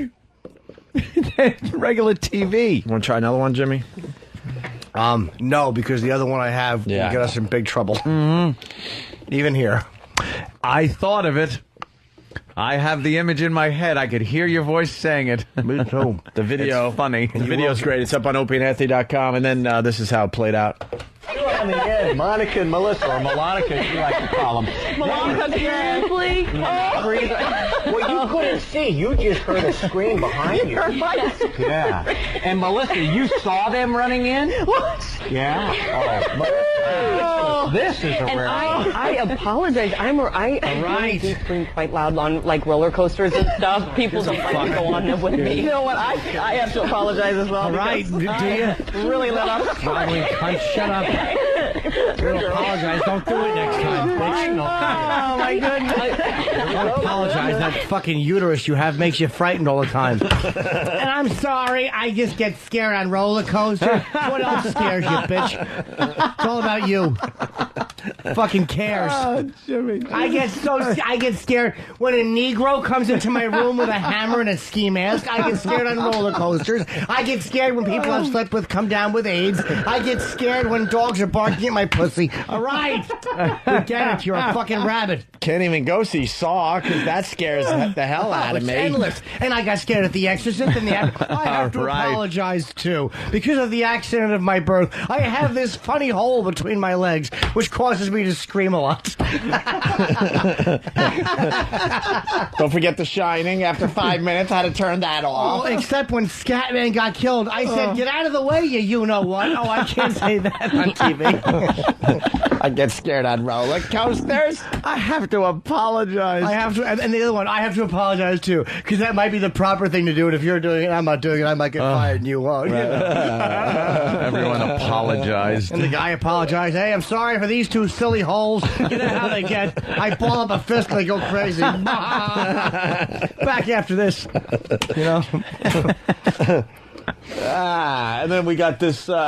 Speaking of media news, we got this fine little story. A record spinner is now a record breaker. Indianapolis DJ Matt Albro stayed on the air for more than 136 uninterrupted hours. How did he do that? He went 5.5 days without sleep. A lot of Freebird, I bet you. yeah. A lot of Freebird, I bet you. A lot of Freebird, I bet you. Know who I would bang? Lauren Hutton. Lauren Hutton doesn't have sex. But to look at her. She does look pretty good. She's in her 60s. She's asexual. For the people that think banging a 6-year-old is gross, look at that. Dude, how old is Lauren Hutton, really? She does look good, though, for her age. She was very sexy in American Gigolo. She was the older woman, 1980, with Richard Gere. As the older woman in 1980? Holy shit. All right, maybe I wouldn't No, she was the older woman. But look, it's high-def TV. She's looking real good. Do you even understand what the fuck kind of horror show is going on under those clothes? Do you even get that they put makeup and stuff and you can see the neck starting? Look at that picture of Lauren Hutton. There is a world of hurt. You wouldn't go You want to grab her calves and have 2 handfuls of varicose veins as you spread her legs apart so you can look at some cottage cheese where the primary target is. She's still. I think she's still pretty though, man. No. Yes. No. She's going to be 64 in November. I like her gap, the gap in her teeth. 64. You just want to fill it. I like that little gap. I want to spackle it with a fucking log. Not even a load, just a log of shit. I want to spackle that fucking thing between her old lady teeth. Tell her, get that fixed, Alfred E. Newman. With a fucking meat pocket. She'd be on the cover of Mad Magazine being assaulted by a gang. She looks good on television here. But that's a far cry from, hopping in the sack and she's looking great. That's having a look at that. Well, Diane Sawyer doesn't look that good on the high def. Look how fat fucking Al Roker's getting. He's awful. Good. Good, you pig. He has leg arms. Look at how wide he is. Look at his fucking ass. Wow, what happened to him? He got fat. He couldn't fucking take it anymore. All the accolades went away of everyone going, "Oh, Al, you look great. You look great." And that started going away, so he had to start eating more. All right, by the end now of the he's show, a fatso. Sorry. By the end of the show, I'm going to give you my top 5 women over 60 I would have sex with. Fair enough. I'm going to go with Lauren Hutton. Yes. Someone is suggesting Martha Stewart. I wouldn't do Martha Stewart. Here's what you do with Martha I'm Stewart. thinking Diane Sawyer. I'm just smelling baby powder and fucking piss. I might have to put Diane Sawyer on my top 5 women over 60 to have sex and with. Diane Sawyer. I might. I'm not positive. Number 1 is definitely Lauren Hutton. Look at that. Who Getting wants bit by a snake. Who wants denture's breath? You do with Martha Stewart, you lay her on her back and you set your asshole on her mouth and you just jerk off onto her fucking awful sock tits. You fucking stick your asshole on her mouth and fucking just scrap onto those fucking wrinkled knees with the nipples she has. Fucking never fuck her. And then you cut a gas her right in her fucking Tanner Boyle hairdo. You fart right in her forehead and watch her hair go flirt. Jesus. All right, help me out here. God damn. Is Annette Bening over 60? Annette Bening, I want to look into that one. I want to look into Raquel Welch. I want to look into Sophia Loren. Jane Fonda. Anne Margaret. Would you fuck Anne Margaret? Just because she fucked Elvis, I probably Anne would. Margaret, maybe? I would, just out of respect for Elvis. Yeah. And there's Al Roker again. Boy, that fucking Mrs. C. Oh, Marion from Happy Ross? Days. What is she, 80 now? Yeah. I'd like to fuck her, but with something. Not with my dick. I'd insert an object into Marion Ross. Maybe a Fonzie doll. I'd fuck her with like one of those big 12-inch Fonzie dolls from the 70s. Hey. The thumbs hurt going in because she's so dry. Would you have sex with her with an extender? I'd have to. My fucking cock would look like Danny Bonaducci's in the refrigerator. I couldn't get that from Marion Ross. A Sunday, Monday? What kind of show starts with a fucking jukebox? Like that was the whole thing, was a jukebox and a shitty spinning record. And we watched every week, didn't we? Well, the spinning record kind of turned into a hole, and then you'd see their faces in Exactly. there. And they'd do those, like, kind of look and smile and nod their head. Yeah. And then Anson Williams should have said, "This is where I'll be living after Happy Days, since I'll never get hired acting again." And Donnie Most was in there with him. Yeah. Dope. Right. Sophia Loren is 73. Oh, boy. 73. I can't put her on my top 5 over Who used to be 60. called the fucking, like, the Pussycat? The, what was her name? No, not Catwoman. Well, black don't crack, no, so I she might was- have to go with Eartha Kitt. No, she was French, I think. Start with a C, her name. Okay. Jacques Chirac? Jacques Chirac. No. Jane Seymour is just under. No, I'm looking. Now I'm waiting for Jane somebody to come up with the answer. No. Yeah. No. Jane not. Seymour! Bridget. Fuck Jane Seymour! Bridget Bardot. How about Angie Dickinson? How old is she? Bridget Bardot or Angie Dickinson. Anybody out there have an older lady you wouldn't mind fucking? I would like to hear from listeners. Maybe they have some older Charo? people. She's Would too you old, fuck though. Charo? Can we look these up? Coochie. I might go with Dolly Parton. No. I heard Pryor fucked her, Just though. kidding. Fuck Dolly Parton? That's what Paul Mooney said. Yeah, he said that Richard fucked her many Oh, years Paul ago. Mooney probably fucking says, No, that's St. Mary's. They used to work together. just that a black guy would fuck such a white woman. No. Paul Mooney would love to get that fucking illusion out there. I believe it. Paul Mooney's a racist. Probably, but I think with a Pryor story like that, it's probably the truth. I don't know. Do you know why? Because someone told me he relayed that. How did he say it? Well, Richard fucked her. I mean, Richard, yeah, motherfuckers. Don't even. I love that one. That's a great Paul Mooney. I can't do anything. I can just do like a little mannerism. I can hold in the Chardonnay. No, you got Queen. You got the voice mannerisms. Charo's either 56 or 66. It's disputed on Wikipedia. Holy shit! Who is she? Greg Opie Hughes? 66. Hey, I might Did she have fruit on her head? I might be ready to add someone to my list. Linda Carter. How old is she? Oh, yes. Linda She's been looking Carter. good lately. I'm going to guess 58. I'll put her at exactly 60. No. Linda Carter. If she's over 60, I'm in. 56. Oh, shit. 2 years over. Maybe this is. She must hate me for saying that. Maybe this is tougher than I thought. How about from It's a 50? tough one, but you got like there are Post-it notes in front of you with names on it, and now you got this frustrated look. Because I'm like, How about this? Angela Lansbury. oh my God. Oh, Angela Lansbury. I wouldn't. You know what I would do to Angela Lansbury? I would just let her. I would sit her up and I'd stand in front of her with my hands on my hips like a superhero. Yeah. And I'd let her jerk me off onto her own face while I told her how much her show sucked. Jimmy? This was supposed to be a little fun. I'm just telling you. We're gonna have a little fun. Over 60. All right. Well, Sophia Loren, 73. How old's Raquel Welch? Oh, she's got to be over 70. Get me a current picture of Raquel. I'll study that one. Cher? Fuck Cher. Yeah, Cher, you're right. Cher, how old is she? She's not 60 yet, is Raquel she? Welch is 67. I'm just trying to 67, Raquel Welch? All right, I'm going to add her to my list for now, but I might have to scratch her off. Yeah, too old, because she want to kiss you. Raquel Welch. What about golf ball-eyed Susan Sarandon? She's not 60 yet, is she? I couldn't fuck her because of her politics. Yeah, well, then you fuck her in the ass. That's true. Flip her over and right in the fucking shitter. Ass to mouth. Yeah, right. Yeah, then come in her mouth and just yell Bush's name. Lonnie Anderson, 62. Yes. 62 for Lonnie. And he was never into that plastic-looking Let me tell you bitch. something about Lonnie Anderson. Always hated her cleavage. There was something about it. Yeah. I don't like cleavage that kind of like how it bows out. It bows out, right? Yeah, and you got and that comes back together. cleavage at the top a little bit. Like take two like water balloons and just kind of and then it kind of bows out and then comes back in. It starts with like a millimeter of cleavage, and then it goes out, and then comes back and then together. comes back to cleavage. That type of cleavage has always driven me nuts. Susan Sarandon is 61. She is 61, so she would fit in there. You can tell though she has bad breath. You think Really? so? Yeah, you can tell. I watched Rescue Me, and I could tell from some of the kissing scenes she was going on with one of the young firemen, and you can tell there was a bad breath thing going on there. Probably smells she like, probably has rotting gums. No, it probably smells like dry because she talks so much and coffee. It probably smells like coffee and just like that dry stink someone gets when they talk about politics all day. I'm telling you, I think Lauren Hutton is in a class by herself at this point. Yeah. Hey, Jason, what's up? Morning, fellas. Hey.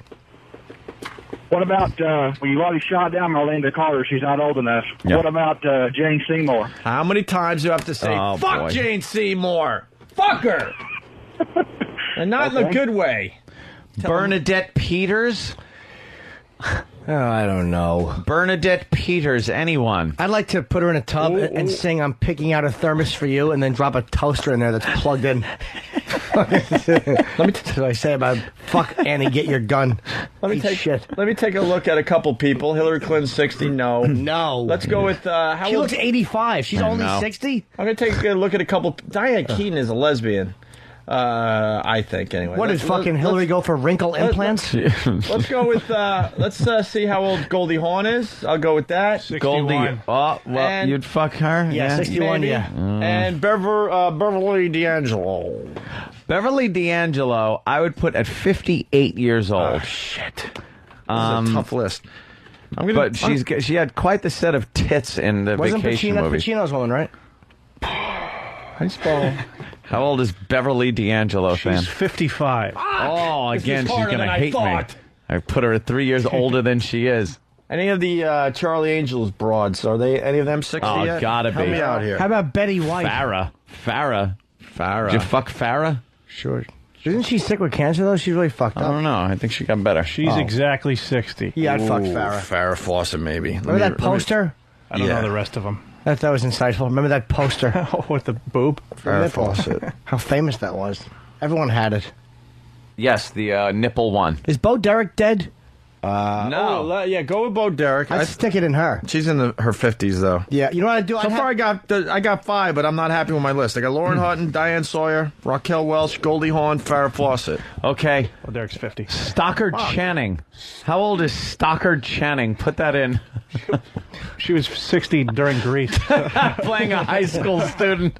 She's one of the pink ladies. You know what I want to do with Bo Derek? I want to have her put her hands between her legs like fists, and I want to fuck her hands with grease, and while I'm coming, just make fun of Dudley Moore's clubfoot and brain cancer. Come on, tell me, did it make a squishy sound when he ran? Old pudding head. Stockard Channing, 63. 63. Anyone? Anyone? Opie? I'm gonna pass on Stockard. No, I like Diane Sawyer. Oh, Diane Sawyer. I kind of like her. Lauren Hutton, Diane Sawyer, Raquel Welch, Goldie Hawn, Farrah Fawcett. It's not going to get much better than that, I don't think. I got Ann Margaret here. What can I do with her? Ann It's like Margaret. I'm trading players for fantasy football. I got Sophia Loren, 73. Trading corpses. Yeah. I'll trade you 2 wrinkled tits for a pussy that hasn't been wet since the mid-'80s. I'll trade you fucking denture breath for fucking cataracts. Shit. All right. What to do? What to do? All right. Suzanne Summers and Olivia Newton-John. Oh, okay. You get a discount with one of them. Oh, no. Suzanne Summers. 61. Suzanne Summers? Yep. All right, I would definitely do her. Suzanne. Yeah, as long as she did the Chrissy Snow laugh while I was deep dicking her. All right, who do I get rid of? I might have to say goodbye to... I think Goldie Hawn is kind of like, ugh, with those lips and shit. Yeah, because now she got the duck lip collagen injection. I'm going to have to cross out Goldie Hawn. She's done. You don't have Raquel Welch on there, do you? I sure do, Jimmy. She's 67, dude. All right, well, who was the other one? Well, Olivia Newton-John is 59. Fuck, this is not hard. quite there yet. I think I'm more into the Well. late 50s. Is that what it is? Shit. You got to cross that 60 barrier. How old's Mary Tyler Moore? Oh, she's probably in her mid-70s. 73. Ugh. Fucking a sack of antlers. Skinny bitch. Here's the rest of the DJ story. Freebird, I bet you. To break the record set by an Italian announcer, Albro prepared for his record broadcast with a special diet by cutting out caffeine and good thinking. Yeah. But it's not official until Guinness World Records certifies it. Oh. Who the fuck cares? Well, those records are dumb because Really? they allow you to take 5-minute breaks every hour, and then what these DJs do, they add up their 5 minutes, and then they take like solid hour, 2-hour naps. Yeah, Are they that's really not allowed to do a that? real just. It should be. It should be You got to stay up. You stay up the whole time. right, but they have all these rules when setting records because they don't want anyone to hurt themselves trying to attempt these things. You go actually clinically insane after being awake for 24 hours. So Nice. See, now that would make some entertaining radio. Yeah. By the Or way, it's like being buzzed. It's like the same. 24 hours. I've done that many times, Guys though. playing classical music, just spewing out the C word. It'd be fantastic. Terry Garr. Maybe it's the drugs Terry thing, Garr, not the crazy thing. she used to be cute. Debbie Harry, Blondie. Debbie we saw Harry, her on TV again, recently. Yikes. used to be. Hey, by the way, it's going by too fast, but someone found a website, like actors that were way too old to play teenagers. I guess Stockard Channing was 34 when she played a teenager. That's fucking... 34. And that's a whole website dedicated to this. Go back. Olivia a couple pages, Newton-John. feedback. Well, they were all old.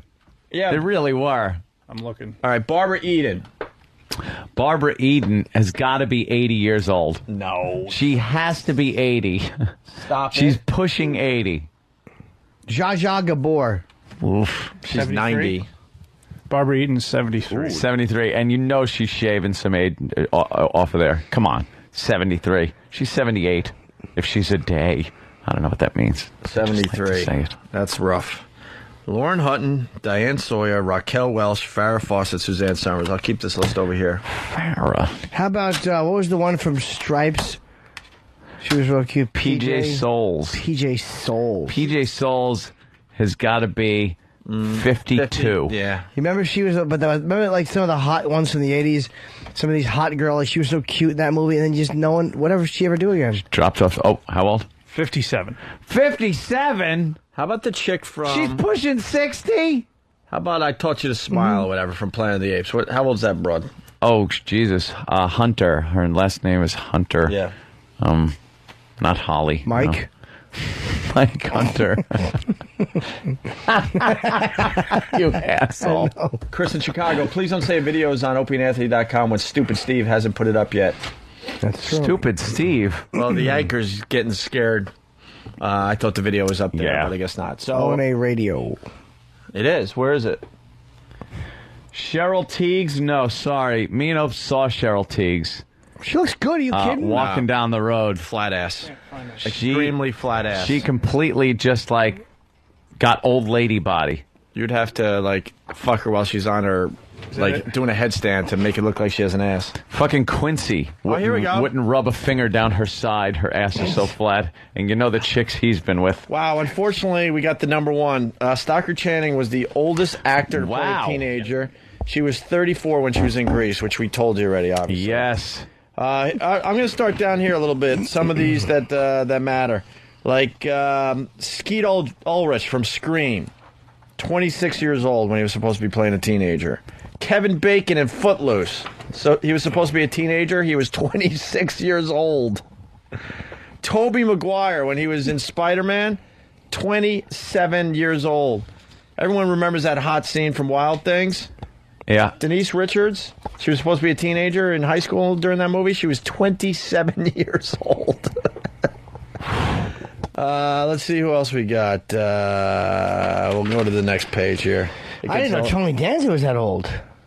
John Heder from Napoleon Dynamite. Of course, he's playing, what, a senior in high school? Yeah. He was 27 when he played that part. Olivia Newton-John in Grease. Everyone in Grease. 30 years old playing high school. Jeff Conaway in Grease, 27. What a great website. What is this called? 28. What's the website? Usedwigs.com.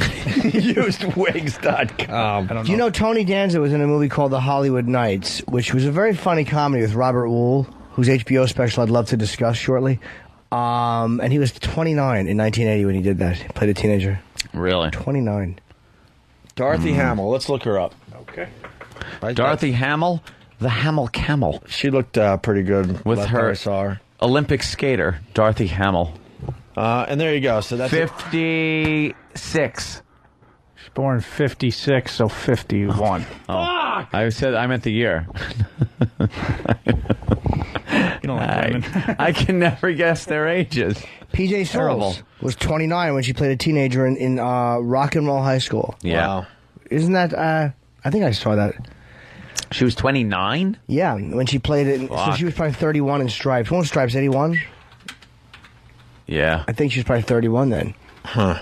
Wow, there's a lot of fucking... Wait, can you go to this website? Sometimes we get fucked when people suggest Lorraine Bracco. Lorraine Bracco? No. I don't think she's in her 60s. I don't think my list is going to get much better than this. Maybe you could make your own list. Yeah, it's respectable. Some respectable. Lauren Hutton's my number one, though. Over 60. Yeah. Over 60. Valerie Bertinelli, she's not 60. Whoa, Priscilla Presley, 62. Priscilla Presley. She looked good in those Naked Gun movies, but I don't know if she. I think she had too much surgery. Do I get rid of the Diane Sawyer thing? Yes. For Priscilla Presley, you throw that shitty reporter out. No, I'm going to stick with Diane Sawyer. Take that Elvis pussy. Raquel Welch, though, is pushing 70. I might have to take her off my list. Why would Raquel Welch be on the list? She should be gone. Put Isabel Sanford on the list.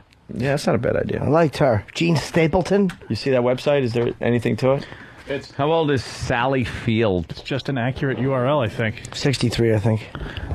You would put her at 63? I know she is. Dude, there's a really. I don't know what the. Hold on, there's a website. You might have to dig through it to get some good ones, but someone turned us on to it today. It's called Fat. What is it called? FatChicksandPartyHats.com. Well, yeah, that's an old site. And it's just what's on it? It's just fat chicks with like happy birthday and big New Year's Eve freaking party hats on. The Statue of Liberty on a fat broad. All right, you can watch. You can check that out. Yeah, years ago somebody sent me a link to that. It was pretty funny. Oh, Pam Grier. Oh, Pam Grier. Oh, Penny Marshall. I wouldn't have fucked her when she was 22. When the big ragu was sticking her. Oh, but he wasn't though. He was. Who was he fucking? He would always say, "Get out of the way, dyke," and then he'd fucking face first into Shirley Feeney's anus. Okay, Shirley Feeney. Oh, fucking Cindy Williams. How old is Cindy Williams? No way. Don't even look her up. No? No, dyke. You wouldn't want a piece of that? Pam Grier's in her 50s. Fuck. That 50s thing. How about, I got one more. Thank you, Brian in Connecticut. Kelly LeBrock. Yes, Weird Science. Well, you saw her on that fat show. Celebrity Fit Club. She was pretty good after she lost And the you weight. should have seen Steven Seagal. Boy, he's turned into a fucking porker. His direct-to-video things are hysterical. She's 47. Is he still doing 47? Oh, Jesus Christ. Kind of an insult to some of these women, huh? Is he still doing the same type of movies where he's the hero karate guy? Yeah, karate guy, and he's big and fat. Why? So it just doesn't work. And What? they're direct to video, Guys all like, of them. I'm sorry, man. Guys like Sean Connery age gracefully. Like, that's a guy who kind of, you just went up and became an older man. Yeah. Burt Reynolds fights it and fought it.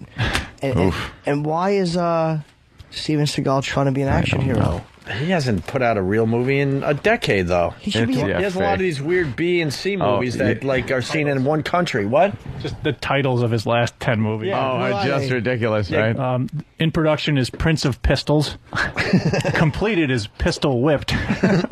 Urban Justice, Flight of Fury, Attack Force, Shadow Man. I mean, they're all just... yeah. Keep going. It's Mercenary for Justice, Black Dawn. Today you die. Oh God! You know that was actually Today You Diet. That was a memo to him. All right. Well, raise your hand when you've heard any of these movies. He's already done 10. So then you keep my going. hands down. Black Dawn. Today You Die. Yeah. Submerged into the Surrey. Out of Reach. Clementine. Anybody? No. Belly of the Beast. Out for a Kill. The Foreigner. Anyone recognize these movies? No. Half Past Dead. That was theatrical. Ticker. Would you fuck Mrs. Brady? That's the last one. Hell no, not if she was banging Mr. Brady. We have to go 21 movies down, and that would be Exit Wounds from 2001. He does a lot of movies. Half Past Dead is in theaters. Yeah, it was in theaters. Oh, okay. I don't remember even Exit. Oh, yeah, Exit Wounds I've heard of. Florence Henderson? Oh, would you? No. No, of course not. Of course not. She's got things that are growing out of control on her face. I study this stuff. Does she really? Yeah, like moles that weren't taken care of. Yeah, she means well. They're full of Wesson oil. Yeah.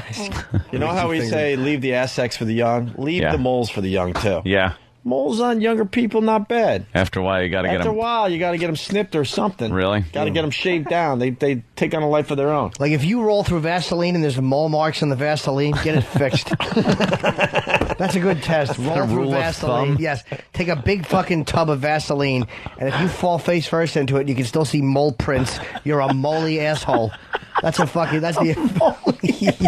You're a moley asshole, and you need work. All right, with that, we're going to take a break because we got Phil Donahue or Bill Donahue? Bill. Who actually does a more entertaining show than Phil. Yes. Bill Donahue's checking in because, I don't know, he's pissed off at Britney Spears. Yeah, we'll find out what that's all about. He is. And Maury has overweight babies. Yep. Nice.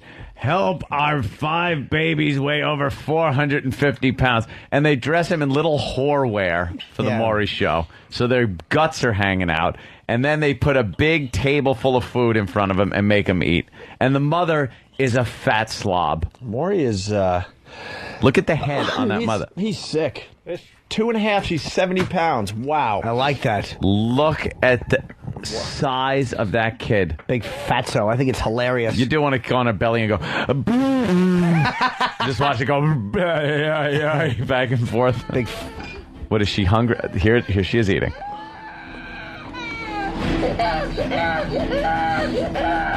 Whoa. I'm also getting a communique that we were mentioned on Fox Report with Shepard Smith last night during the Britney Spears bit. What did Shep say? I'm allergic to something Bless here. you. I sent the audio clip to Danny last night. It's regarding the Britney picture seducing a Catholic priest. That's what we're going to talk about next with Bill Donahue. So maybe we can then he get that probably clip. said Bill Donahue was at the forefront, blah, blah, blah, blah, Yeah. blah. All right, we'll figure it out next. It's Opie and Anthony. Hey, oh, Cunningham, I'm gay. I just bonked mouth. He said sit on it, so I did. Opie and Anthony!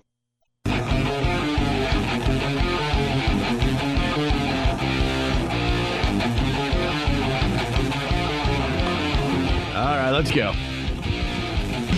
We're distracted by Maury Povich. Maury! Got Chubsters on there with their moms. One of his favorite subjects. He parades out a disgustingly obese baby and the moms. And it's a freak show.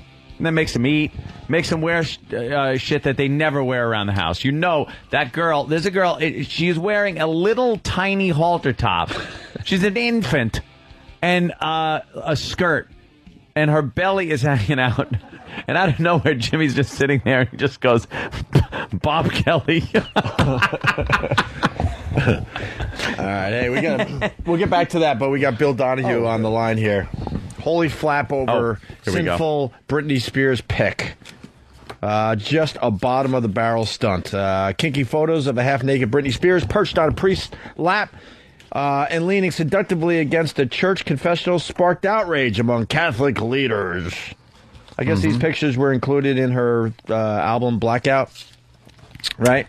Yeah. Yeah, and they're calling it a bottom of the barrel stunt from a girl who really could use some quality time spent repenting sins in a wooden cubicle. I keep saying today because my mic just doesn't want to stay in the broadcast position. Oh well. Hey, let's say hi to our old nemesis, Bill Donahue. Our new friend. How you guys doing? How you doing, Bill? What's up, Bill? Bill, you love this stuff, don't you? It's amazing. I get over to Fox and I'm doing something on the Golden Compass, and then they get me on veterans and underguard, and then they get me on Britney Spears. I said, this is why I got my doctorate in sociology at NYU, so I could talk about Britney Spears. Right. Yeah, see, now you're dragged into the whole Britney thing. Well, listen, quite frankly, when Madonna was doing a little mock crucifixion thing, that angered me, but this doesn't bother me that much. I mean, quite frankly, I do feel sorry for her. I mean, the girl's crashing. She can't bring up her kids, she can't act, she can't entertain anymore. She's trying to gin up her career by pulling a little stunt like this. It's not the worst thing that I've seen. It's just, she's just tweaking, and I sincerely mean that she does need to get some counseling, whether it's a secular counselor or a priest or rabbi or somebody, because this girl's on the verge of just going over the deep end. You think she's trying one of those kind of Madonna publicity things, knowing that she needs to put this album over, or else her career is completely dead? That's the only way I can read it. I'm trying to be open-minded about it. How else could you interpret it? She's her own fans. I mean, I've never really hated the girl. I mean, I just not exactly a fan of hers. But her own fans are the ones who are walking away from her. So it's a way of getting a publicity stunt, or probably her publicist put it up to it. Look, she's a cute girl. She's done some very good entertaining in the past. But between her and Lindsay Lohan and Paris Hilton, the Three Musketeers, I don't know which one of these stooges is the worst. Bill, is there ever a time, like, if for some reason, like, sexualizing religious figures, typically with priests and nuns, I think because of the taboo of it, and there are people that we don't see as sexual beings at all. We just see them as kind of as the title. I think that's true, and I think that to prove that, all you have to do is go into Halloween costumes and type in Catholic or something like that. There's no end to the Catholic, the priest and the nuns and the hot nun wearing the black lace stockings. Just saw the pregnant nun walking down the street from a Halloween party the other day. That's kind of a hack costume. Yeah, and that's getting a little bit too crazy. There's actually guys with a priest with an erection too, and now you're getting kind of gross on this stuff. If you type in rabbi and imam, you get practically nothing. Same thing with minister. Now I understand the Catholic religion is very rich with its rituals and its traditions and costumes, and it's fodder for this kind of stuff. Mm-hmm. So. Look, this is not the end of the world. I'm more worried about people like this bum from England, Philip Pullman, trying to sell his lousy attack on Catholicism and the like in this Golden Compass, and Miller Brewing, which I think we're on the verge of breaking for sponsoring an anti-Catholic street fair in San Francisco. These are the kind of things that bother me more than Britney. Wait, they sponsored that? Oh yeah, Miller sponsored the Folsom Street Fair out in San Francisco, where men masturbated in the streets and had oral sex committed on each other. I'm not going to get involved in trying to police America on this crap. I am going to get involved when the anti-Catholicism kicks in, when they give money to the Sisters of Perpetual Indulgence. These guys who dress as nuns in drag, and then you're selling religious symbols like a crucifix as a sex toy and dildos. Well, they kind of have a thing against the Catholic Church because of the whole, if you're gay, I mean, let's have a rational discussion. I mean, Catholic Church has nothing against gay people. It's against homosexuality. Catholic Church is against a little bit of semantics going on there. Wait a minute. If the Catholic Church is against adultery, is it against straights? Let's see, adultery, straights. No, but it is comfortable. No, but it is comfortable with straight sex. between married people, there's no instance that it seems like gay people are allowed to have sex in Catholicism. Well, technically, if you're straight, you're not supposed to have sex either until you're married. So okay, yeah, but I'm saying, you know, look, the bar is pretty high for Catholics, okay? But yeah, you're right. I mean, it's one can listen. Everybody has a right to argue with any of the public positions, and then this is a public position, the Catholic Church position on marriage, and go ahead and debate it. But why do people have to stoop to bigotry in order to make their point? I mean, I'm not going to defend gay bashing simply because I disagree with certain things that the gay lifestyle seems to punctuate. Well, can I play devil's advocate? Not that it's bigotry. Just to be honest. I think the reason you see attacks like that is because basically, I mean, when you look at gays or the church is a much more powerful entity. And I think a lot of gay people do want to be a part of the church. And let me ask, do you think that in any way the Catholic Church is kind of, not that it should change its belief system as society changes, you can't do that. But are there things like stem cells and other things that they are just out of step with people and incorrectly so on? The Catholic Church is totally in favor of stem cell research as long as it's adult stem cell research. You can take it from the pancreas, take it from your arm, your leg, whatever you want to do on something like that. The problem is with embryonic stem cell research. Why? Because you can't do embryonic stem cell research without first killing the embryo. Now, again, people can have an honest discussion as to when life begins. If you believe that life begins at conception, which to me is biology 101, then you can't be in favor of embryonic stem cell research. Why don't we exhaust all of the possibilities with adult stem cell research when nobody in the Catholic Church is opposed to that? Why are they not doing, like, what is the difference? Is it I don't know enough about it. Are the embryos more rich with what they're looking for? I mean, there has to be a reason, because if it was that simple, they obviously would be doing that to avoid the conflict. Well, you know, that's a good question, and I'm not going to step into an area where I don't have expertise there. I do read what some of the scientists in that area have had to say about it, and there's no conclusive evidence that suggests that, boy, if we get our hands on embryonic stem cell research, we're really going to make breakthroughs. As a matter of fact, just the opposite. Here, the New York Times had a splendid piece about 2 months ago showing of all the prospects that are out there for other forms of stem cell research. So, yeah, and again, you know, people can have these differences, and the Catholic Church has all this power. Maybe at one time it did. It certainly doesn't have anything against gays per se. I mean, have you guys noticed there's more than a few gay priests? Well, that's the odd part, is that it's like when it seems like Catholicism really needs to kind of open its eyes and kind of look at the people that have been serving it for a long time. And there are a lot of gay priests who are not pedophiles, they're just gay guys, but they're good priests and they do good service for Catholics. And it just seems like it's about time that the church did recognize that these people have been doing service. Well, I think I'm going to go along with that. I know gay priests who are good men and do service the church, and they were down there at 9/11, and they didn't need any archbishop to try and tell them what they had to do and the like. And so, if I'm going to be careful about criticizing people for making sweeping generalizations about all Catholic priests because some are that way, I have to be sensitive then and not make sweeping generalizations about gay priests. You have to look at this individually. Now, I think when you take a look at the abuse situation in the Catholic Church, it's obviously clear that being gay doesn't make you be a molester, but it's no question about it that 81% of the cases in the Catholic Church dealing with molestation, you're dealing with a gay situation here. What do you think it is about? It seems like, because all religions, I'm sure even in Muslims have it, it's just been quieter. What is it about? Why is it in Catholicism more prevalent, you think, than like with rabbis? Is it the marriage situation, or what is there any kind of connection there, you think? I think that if you go back to the 60s and 70s, the answer would be yes, in the sense that a lot of gay guys who wanted to please their parents and show that they really did something worthwhile, they chose the priesthood, maybe not for the best reasons. However, let's keep one thing in mind. You take a look at the Episcopal clergy, and particularly in places like New York and San Francisco, most of these guys are gay, and yet they can get married. So it's a little bit too easy to simply say that it's celibacy is the thing. Remember now, celibacy is not a sacred teaching of the Catholic Church. They could change that teaching this afternoon. That's what's called a discipline. It's like, no meat on Friday. Jesus never taught any of this. This is just the Catholic Church's understanding. So there's a big difference between the dogma, the belief that, Father, Son, and Holy Ghost, that's dogma, and then these man-made rules in the Church, and, they changed them. I mean, the Catholic Church couldn't be around for over 2,000 years unless it was able to adapt to some extent. Hey, if I eat meat on Friday, will I go to hell?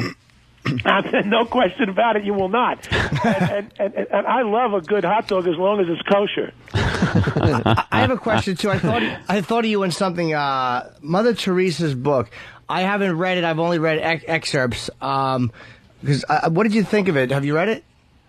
I thought it was very sad. What I read about it was very sad. What I've done is I've mined it. In other words, in this job here, I have a hard time getting through everything, but I've mined it only to find out that Time Magazine distorted it, and my good debating friend Christopher Hitchens, as usual, is wrong when it comes to the subject of religion. Look, I'm glad you mentioned it. Mother Teresa said that sometimes she couldn't feel the presence of Christ in the Eucharist. Feeling and believing are two different properties. She never even came close to implying that she didn't believe in Jesus. What she said is that sometimes they didn't feel his presence. Well, yeah, that happens with everybody, and you go through some periods of doubt and the like. But she didn't go through periods of doubt in the sense that she decided, well, she was going to become an atheist next week. And I think that's the spin that some people put on it, I think, was deplorable. No, I don't mean that. I don't think that she was denying it or trashing Catholicism, but I thought it was more severe than that. Didn't they say that she lost it when she began what they called the work? That she really lost a lot of her faith, and maybe it's a feeling. I mean, we could say belief, if a gun was in her head, she would have said, yes, he exists. But, I mean, the feeling is kind of what makes the faith real anyway, right? Well, no, I think it's really more the believing, and I think that's where I would disagree with you on that. Now, she did say that she felt the touch of God more closely before she began her work. That much is accurate. But, again, feeling and believing are two different properties. If faith is based on feeling, well, then you get into that whole charismatic thing and carried away, and sometimes, if you don't get that bandwagon effect, then somehow you lose your faith. Her faith was sturdier than that. I mean, this is a woman who, when she embraced the lepers, somebody said to her, "How in the world could you embrace lepers? I wouldn't do that for all the money in the world." And she said, "I wouldn't either." Mm-hmm. All right. I mean, this is a woman who somebody said to her one time. A journalist said, "Are you married?" She says, "Yes, I am, and my spouse is extremely demanding." She's talking about Jesus. Now, she had her own way of talking about things, but I think that sometimes the people in the popular media had a field day with this, and Christopher, who's obviously an atheist, he's gonna jump on this. But I think take a closer read at it. She comes off very, very well. I guess faith is, mostly based on the fact that if you don't have the feeling, yet you still believe, that is more important than if you did have the feeling all the time. Then it would make your faith a lot easier to because then you have this constant feeling, or you're looking for this clue or some kind of sign that would make faith easier than if all of a sudden maybe you start doubting that you're feeling something, yet you still have the faith in you. It makes it more. So I think it makes the faith more important. So you're going to probably think that I'm being facetious here. I'm not. What you just said is excellent. I can't improve on it. Thank you, sir.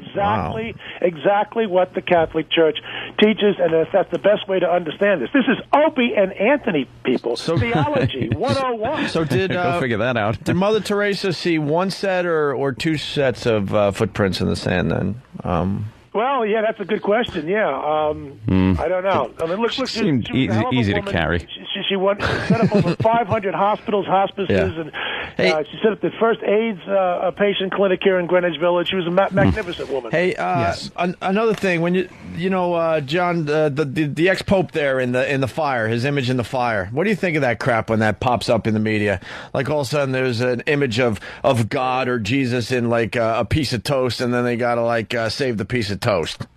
Yeah, well, I think it's a mania. I think there are people in the Catholic Church and outside the Catholic Church who've got these fixations and the like, and I think people are getting hung up on this. We live in a world of celebrities and all this spoof and the Britney Spears and the like, and it's a cheap way to understand something that's really much more intricate than that. And if people want to get their jollies out of that kind of stuff, fine. But they come from all over the place just to kind of pray in front of this crap. Yeah, I know. Well, and the Catholic Church has been very, very careful about recognizing and validating any of these kinds of things. I mean, they don't want to be insulting to the people, but at the same time, if you take a look at what the Catholic Church has been prepared to validate, it's a very, very small number of these kinds of things. Hey, Bill, I don't know if you'd be proud of us or not, but when we were up in Boston, one of these images appeared on a window in a house, and they had thousands of people show up, and they were online for hours just to take a look at this image on this glass. One of our guys got in there, and we came this close to breaking the window live on our show. Would have disappointed a lot of people. We tried our hardest. He had a brick. He had everything. He was all set. I think at the last second he either chickened out or someone was onto him and kicked him out of the place. Hey, you think Jesus Christ had a sense of humor? Of course. Does he show that anywhere in the scriptures? Well, I'm thinking about that scene. Now, admittedly, if this is right out of the scripture or not, I don't know. I'm thinking about that scene where he has that playful little scene with Mel Gibson's movie, The Passion of the Christ. He's playing with his mother and splashing water in her face and the like. Listen, you're talking about the Son of God, who, the idea that he wouldn't have had a sense of humor, to me is simply unbelievable. Well, I asked that because it's like this Britney thing. Like, would he find something like this funny, or why would it have? Why does it always have to be like sacrilege? Why can't it be? Oh, this is just showing a little humor. Yeah, you see, let me tell you something. The newspapers will always say, when they call here and they ask me for a little spot on something, I'll give them a little sound bite. Next thing you know, it's like Donahue is fuming. Donahue's in a rage. Yep. Donnie was walking out the door, you know what I mean, to get a beer, and then somebody calls him and says, what do you have to say about this? Yeah. On a scale of 1 to 10, guys, this is closer down to 1, you know what I mean? Yeah, they want to make a lot more of it than it really is, or that you even are making of it, and that's what it is. You're fuming. But why does this stuff have to always be taken so seriously? Why can't it just be like, oh, this is just silly, there's a little sense of humor here, a little God can't handle this type of thing. They're playing off the stereotype. The other day, last week in the newspapers, they're talking about some high school girl was involved in a porn movie, okay? Mm-hmm. What do they say? Catholic high school girl is the big headlines. Now, you never see a yeshiva girl, right? Yeah. Never a yeshiva girl. Or never a PS 109 girl involved. Well, they're not seen as sexy. They're not seen as sexy. The Catholic it's school more girl taboo, skirt has become associated with sexiness because of the skirts and the outfits. That's all that is. Yeah, I know it. It's always us who gets the attention. Yeah, that uniform's got to be changed there, Bill. Yeah, make him wear pantsuits like Hillary Clinton. Yeah. Hillary Clinton looking. Yeah, everyone will leave him alone. Yeah, haven't they figured it out by now that they look hot in those stupid Catholics? I mean, come on, change the outfit. Get jogging suits at this point. The alternative is going to have to look at her legs. I mean, because Ann was talking about Halloween. You know how many Catholic schoolgirl skirts they're going to be at these parties? Yep. Oh God, yeah. Just change the outfit. Bill, quickly here, what do you think about President? Who you looking at? Well, I've been asked to meet with some of the candidates, and I've said no, and that's because I don't want to get too close. Mm-hmm. Both these Republicans and Democrats will just use you and spit you out once they think they have you in your pocket. I think it's a mess. I haven't seen anything quite like it in my lifetime. But right across the board, I know that in terms of the social conservatives, and certainly I would be one of them, they can't figure. There's a major fight going on. Nobody can settle on any one candidate. Yeah, it is really kind of weird this time around because a lot of people they pick their candidate based on a few things, but there are very strong issues that they have, and that's what they're pulling the lever for. But then you get somebody like Giuliani, who he's a Republican, obviously. I'd put him at more conservative than liberal for sure, yet he is pro-choice, which kind of upsets a lot of Catholics. Yeah, he's got a lot of baggage too. Besides that, but he did a great job in New York City. There's no question about it. But isn't that kind of what's important? Doing the job and. It's extremely important. But I'll tell you one thing: if Jeb Bush had another name, call him Jones, he'd be the nominee. But we're not going to put up with another Bush in the White House. No, I don't think so. We're going to put up with another Clinton. I don't know. Yeah. I have a question too, a little off the subject, and this has probably been asked before. It's just an odd thing which people have raised, and it sounds silly, but Christ. When you see images of Christ, he's long hair, a beard. I mean, he's pretty much a rebel. a hippie. I mean, you know what I mean? A really liberal. A very, honestly, in that time, a very anti-society type of guy. Why is the image, like that image now, seen as like inappropriate? Do you understand what I mean? Like, I don't know that it is seen as inappropriate, but I'll tell you what, I think that the real rebels or dissidents or the counterculture today are conservatives. It's certainly not the establishment people. When you have the likes of Time Warner, which owns CNN and New Line Cinema, and Scholastic putting out a movie which sells atheism and thrashes Christianity, or at least the books do, not so much the movie. I'm talking about the Golden Compass. Yeah. And Miller Brewing Company defending these out-and-out attacks on the Catholic Church, that John Edwards had hired two anti-Catholics to write for him before I got them tossed. I mean, you're talking about the establishment here weighing in. I got off of Fox TV talking about how the Veterans Administration now, you can't use the word God in any of their recitations and the like. I mean, you know, I think the real counterculture, today's hippies are the people who are saying, listen, what's wrong with the modicum of restraint? What's wrong with protecting the rights of the unborn? What's wrong with keeping marriage between, Mary and Mike and not Tom, Dick, and Harry? But Bill, are they really, like when you say the thing in San Francisco or wherever it was, that street fair, I mean, let's be honest, they are a lot of times a bunch of asses. Very flamboyant, yeah. But is that really, minority of the... Is that sponsoring an attack on Christianity, or is that just allowing people to do something that is, maybe gross or unpopular, but still under the umbrella of free speech? Like, is that really sponsoring something that's anti-Christian, or just basically allowing them to do what they want to do? Well, if you give money to a group which is known to thrash another group, then I think at that point you're sponsoring it. Now, are they responsible for everything that goes on at the fair? Of course not. You know, we have the St. Patrick's Day Parade every year, and a couple of these mix get loaded. Bill's one of them. Be me, of course. Yeah. No. Bill, you're not fun, by the way. Yeah. You found humor in the Passion of the Christ. You're not a fun guy. I like that. Huh? You guys got to march with us some year. We have a good time. Well, What was the last comedy you saw that you really laughed at? Last comedy that I saw. I don't know. Some of these Lifetime movies, I know they're not supposed to be comedic, but I think they're hysterical. Oh, you are... Man, you hit that one on the head. Oh, my God. Hey, who wins in the end, God or Muhammad? Muhammad, I wouldn't put my money on that guy. No way. Listen, we got to reach out across the aisle to people, but don't push it too far. I mean, as soon as somebody lays down his machete and wants to shake hands with me, I'll do it. Yeah, it really is getting ugly. I'm not worried about Jose. Jose wants a job. I'm worried about Abdul. Our God is an awesome God, as I have heard. Remember that song? Yes, I do. That is true. All right, Bill. Thank you very much, Bill. Thanks so much for coming on. We like your take on these things whenever they pop up in the news, and definitely appreciate you coming on, man. Yeah, I guess we're just gonna have to agree to disagree. That's some things. Keep up the good work. All right, Bill. Thank you. Thanks, Bill. Bye now. Bill Donahue.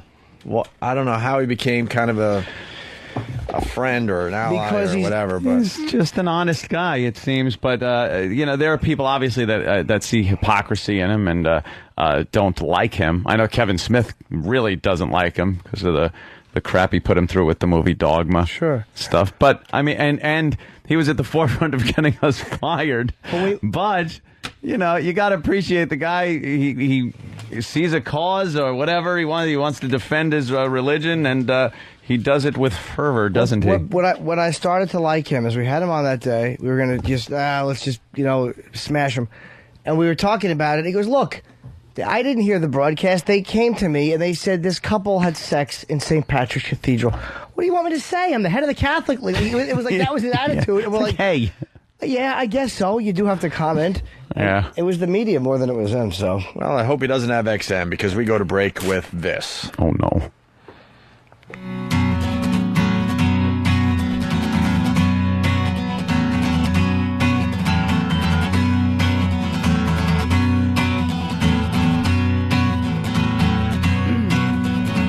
Deep in prayer, my cross to bear, I kneel upon the floor. Temptations of a Catholic priest aren't easy to ignore, but I cannot control myself. It rips my soul apart. For one small sheep among my flock has stole the shepherd's heart.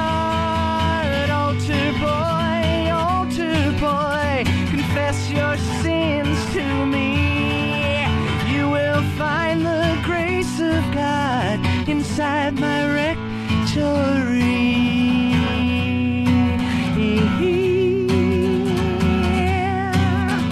At Sunday Mass or Bible class, I catch him in my view. So I close my eyes, but there he lies, spread eagle on the pew. Yeah, when I see him in that frock, my conscience goes awry. I'll give him some communion wine that's spiked with Spanish fly. Altar boy, is it gonna be heaven or hell? You can play my organ all night long if you promise never to tell.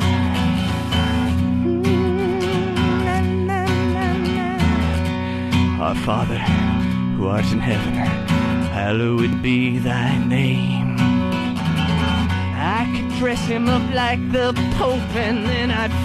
Oh dear God, the shame. No, lead us not into temptation. Deliver us from sin. We could pretend that he was Jesus Christ and I was Mary Magdalene. Altar boy, confess your sins to me. Yeah, you will find the grace of God inside my rectory. Yeah, altar boy, confess your sins to me. You will find the grace of God inside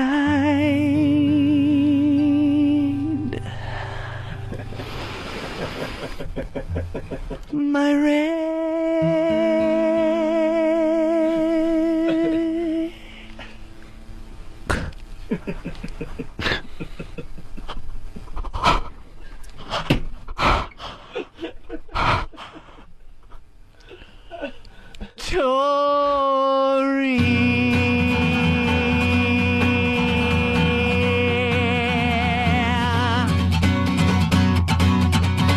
Oh, man, that never gets old. Stephen Lynch on the Opie and Anthony Show. Hey, everybody, it's Stephen Lynch, and you're listening to Opie and Anthony on on XM Satellite Radio. The virus is spreading.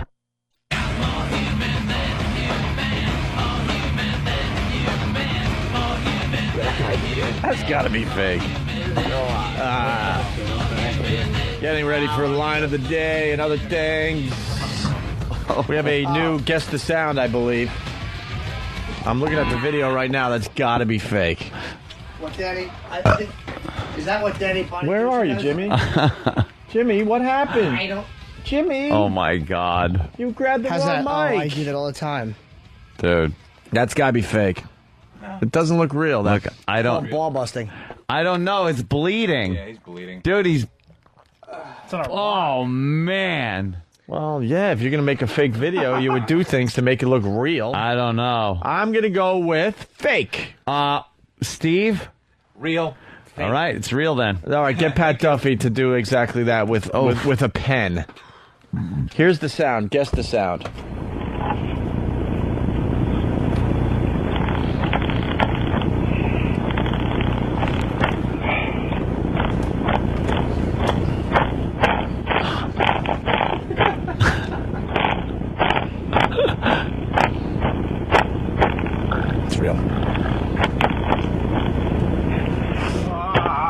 That's not real. Dude, it's real. The color, the way it swelled up on top of one when he hit it a few times. The way the bounce of the hammer? Yeah, the bounce of the hammer. I guess we're not playing Guess the Sound anymore. No, it's... The way he does, he's a little tentative in the real whack. Hey, speaking of this Guess the Sound, is Pat Duffy here today? No, not tomorrow. So is tomorrow the day he tries to get a piece of his penis caught in a zipper? There's no way you can consciously do that. If he plays his cards right, yeah. Yeah. You pull a little ball bag. I told you the technique. You pull a little ball bag out. Ball bag or penis No, skin? the cock hole, right where your cock hole is. Oh, yeah. It depends if you're a grower or a shower. Yeah, you could get some of that skin out. I think it would be skin just under the head of your dick. And then you got to, like... Now you zip the hole so, like, half the hole is caught, and it looks like it's having a stroke. Right. And then you just go... real fast and see if it's done. So you want to play Guess the Sound? I guess we kind of gave it away, but here's the sound again, and then we'll tell you what it is. We kind of blew this one. Usually we let it sit there for a day or two. But I couldn't help it. Couldn't.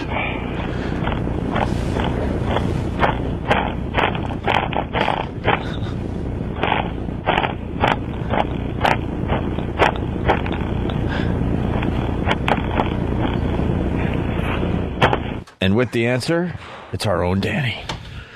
Well, it's a gentleman who has his sack completely out and resting on something, and he's taking what has to be. It has to be either like a 10, 20-pound sledgehammer. Yeah. And he's not whacking it so hard, but he's doing it enough to the point where it would hurt tremendously if it was you. Yeah. And he's just kind of bouncing it up and down on his ball. If he went hard, they would just splatter and shoot out. But he's just going like tap, tap, tap, and it starts bleeding. The bag starts bleeding. I'd like to just sit him down and go, sir, why are you doing that? I'm sure he'd have a rational answer for you. Could you please explain why you're doing right. that? What did Mother do to you? Yes. Well, what did Mother do for you? Mother. Did Mother scold you for tinkling with your boy jewels when you were young and punish you? Speaking of Mother, do we have an update today? A little bit. Our own thing? Oh, we actually have a Mother update. More or less. Right.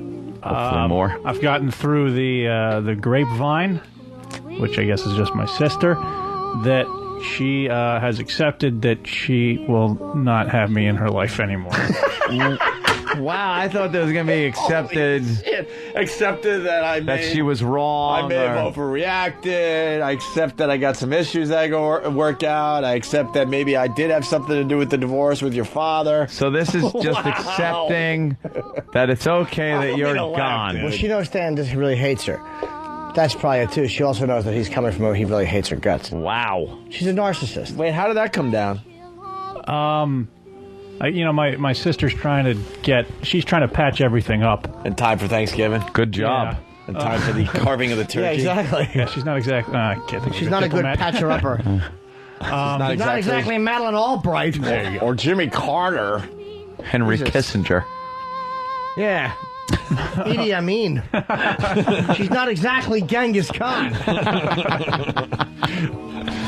Oh, damn. Wow. I'm sorry to hear that. So I was hoping... She has officially accepted that you're not going to... Wow. Because I won't apologize for my comments.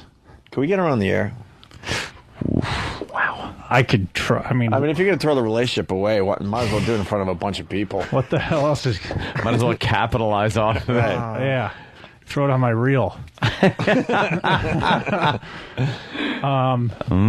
like the otters holding. Well, I don't think she knows any of this stuff has been talked about on air. So really, a lovely 1-2 punch for her. Yeah, she's accepted that she won't have anything to do with you in her life. How does that make you feel, Than? Small. Oh, and I'm tall. Oh, well, it just sort of reinforced, like, rather than honestly conceive of the possibility that she might have had a false step or two. You know something? Dan's pouring his guts out over here, and me and Danny are just laughing at cats using a toilet bowl on the TV and flushing. We're just looking at that. Dan's going through this whole thing with his mom, and me and Danny are just like pointing and laughing. What got me was they had a black box over. I can only assume was shit coming out of the cat. Shit coming out of the cat. They had to fucking put a box over it so you couldn't see it on the TV. Sorry, hold on. Yes. I'm going to put CNN on. Focus here. So you're saying that you're very back hurt. To you, Than. You're hurt that she was ready to just throw the relationship out. Yeah. So you are hurt. I guess. I mean, nobody wants to hear that from their mom. Yeah. So was your whole thing with her just basically a way of showing her that you're hurt? Like this whole this whole anger thing you have with her is just hopefully a way to get her to apologize. And No, I mean, to be honest, it's just like, since I really don't feel I lose that much as an outcome of this. But I just don't I don't want to create awkwardness at family functions, but like in terms of how my life is impacted, it's negligible. I could see that you don't feel like you're losing much on this. That's why it's okay. But there's probably a part of you that feels that she should feel that she's losing something here. Oh, which absolutely. is you, her son. I would think that most parents. They would. Yeah. What's your response going to be to this? The shuttle diplomacy that's going on. Yeah, wish granted. Wish granted. Are you going to give in Your a little wildest bit dreams have and come say, true. whoa, now this is getting crazy. Hey, let's talk. Whoa, hey, is there any of that going to happen? No, I might send her an email saying these are the conditions if we're going to hang out at family functions. All right. Shit, can we read do you that have on the your air? conditions? Do you have a few in your head? Yeah, the second you start to act in the behavior that annoys me, I'm going to leave. Ooh, doesn't care if she sounds a doesn't little care. threatening. Yeah. Well, I mean, what else do I either avoid my family, which isn't. But just don't have any condition. Just nod at her when you get there. Hello? Hello? Without any conditions, there'll Gary, probably be problems. If you want to see our mother, I want 3 days' notice. It's very Michael Corleone-ish. Mike? Yes. I didn't know it was going to be a hit there. Wow, I didn't know we were going to get a mother update today, but there you go. I feel like there needs to be some sort of consequence for her acting out. Now, do you really want to send her the conditions, or do you just want to have a communication with her? No, that's too frightening. No, but that is a communication. What? Sending her a list of conditions is communicating. Yes. So it's just a way of engaging her. Oh, you're saying like it's a concession? Yeah, because if she's given up hope and said the last thing she said was, hey, I accept the fact that, you're out of my life and stuff, and then you go, okay, well, here's some conditions, it's going to be like, well, wait a minute, I accepted, that you're done. It would be funny if he wrote them and she wrote, who's this? Oh, God. She just replied, unsubscribe. I have a feeling that Than is positioning for Thanuary. Yeah. Thanuary. Oh. This could be the big setup for Thanuary. Well, we got to wait through if they can November. If those segments can be as laugh a minute December. Yeah. All right, well. December, and then. Well, that sucks. But now we got December. Yeah. Well, that's funny. And December. Then January. Yeah, it's going to be Povember. Right. And then December. And then Thanuary. Right. So he doesn't get one for a few months. Who else do we and then Danbury. sort of. Damn. Feb, you drunk. Febuholic. Janus cirrhosis of the liver. It doesn't even kind of I didn't know come who went. close. Maybe if right. All right, why don't we play something fun now? That sucks, Sam, but we got to move on. Wow. I'm saving all my love for you. Okay. Because I'm saving all my love for you. Thank you. Well, see? Thank you, buddy. He's so good, isn't he? Well, the woman who wrote in saying that she misheard the song thought it said, because I'm shaving off my muff for you. I don't know if muff is a bad word. Is it? Okay, sorry. By the way, shaving off my... we have the creator of the Singing Beyond today. Sorry, is it a bad word and I just don't know it? Later on, we'll get the dictionary out for you. Am I about to get fired? No, everything's great. Sorry. No, it's fantastic. So let's move on. And we're going to be decorating cupcakes later on the show. Let's move on. Bon Jovi. Okay, this is bad. We're going to move on. Wow, she didn't know muff is a bad word? Apparently not. Who was that? That was one of the hosts from, I believe it was the 10 Show in Philadelphia. It was one of their local morning show. Oh, my God. And she had no fucking clue? Yeah, they were talking about, misheard lyrics and lyrics that people don't know. And no one thought it was shaving off my muff. They thought it was funny to say that. Shaving off my muff, and she just fucking said it. Oh, that's great. What a dummy. Gotta love live TV. And then she just kept saying it. What, is that Is a it bad word? What? Muff? Can't you tell by the reaction of the whole crowd? Oh, shit, it doesn't mean cunt, does it? Right. All right. There's Chocolate Jesus with his big penis blurred out. Huh? How does it stay? I don't know. Is it the type of chocolate that has to stay cold? Yuck. That doesn't even. It's like chocolate fucking serial killer. And where's the hair? Chocolate Doesn't Wayne look like Gacy. Jesus without the Not long at all. flowing hair. My thing is, why isn't it melting? Why isn't it melting? Oh, these chocolate messiahs. Elaine, I have a chocolate Jesus. It's gonna melt. By the way, for Danny, February could be February. February, like brew, drinking the brew. He's got a thumbs up from Danny. See, what we're through the trying to glass. say, people, is that he drinks a little too much. He's an alcoholic. He's an alcoholic. It's all how you look at it and who you're drinking with. Hiding up some issues there, you see. Wow, we have to run through 5 runner-up lines of the day? Wow. I can't help What, that you you make fucking such hate a us funny today? radio It show. was just hysterical today. It's a reward. I have to tell you, today's show, top 5 ever. Not a guest. You're insane. Not a fucking. And it was just fun from beginning to end today. Hysterical. What about 9:22 to 9:43? It was a dud. What was that? What Line of the happened day there? brought to you by Forgot. BowDogFantasy.net, the one site on the web that offers Sucks. scouting and stats, live scoring, and personal customization. And it's absolutely free to fantasy football fans everywhere. BowDogFantasy.net. Here's a runner-up line of the day. Someone's saying it's called Numbskull. I'm going to keep track. It's all about E-Rock today.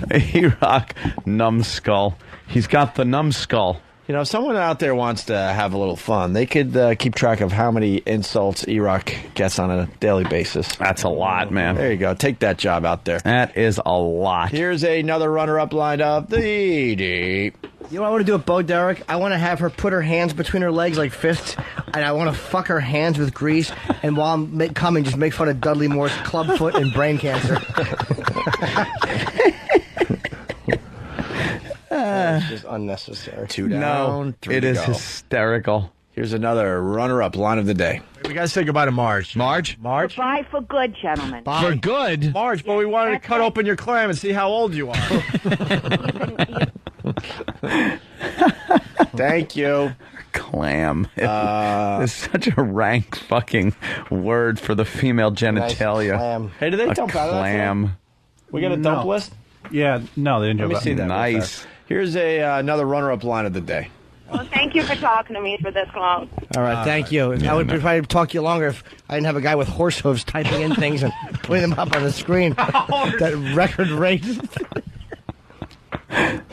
Another E-Rock bashing. Yeah. Keep track. I can't see that close. Far or whatever. He's a fag? The He's a Fag sound clip. Oh, God. They're dump. The Sopranos clip. He's a fag. What are we talking about? Ugh, they dumped that. Steven, that's from Bayshore. I was just having fun with him today. Why'd they dump He's a Fag? Yeah, it was during the it was the Jack Jack reference, and then Yeah. And That shouldn't have been dumped. no No, of course not. And then performing. fellatio on her twice. Yeah, we understood that. All right. But how about talking to Tom tomorrow about that not being How about dumped? Tracy talk to him? Oh, we'll talk to her tomorrow. Exactly. Ask Tracy why He's a Fag was dumped out. Yes, Give her stuff to do. that's right. She'll stay out of my hair. Exactly. Here's another runner-up line of the day. Hurt. Hey. Oh, I give Jimmy an award today. I'm going to start giving out awards. For what? Oh. Showing. Wait, how Best did I say restraint? it? Best restraint of the day award goes out to little Jimmy Norton. It'll be brought up. Though. You were this close. Oh, believe me, I know. Has all the bounce of an anvil.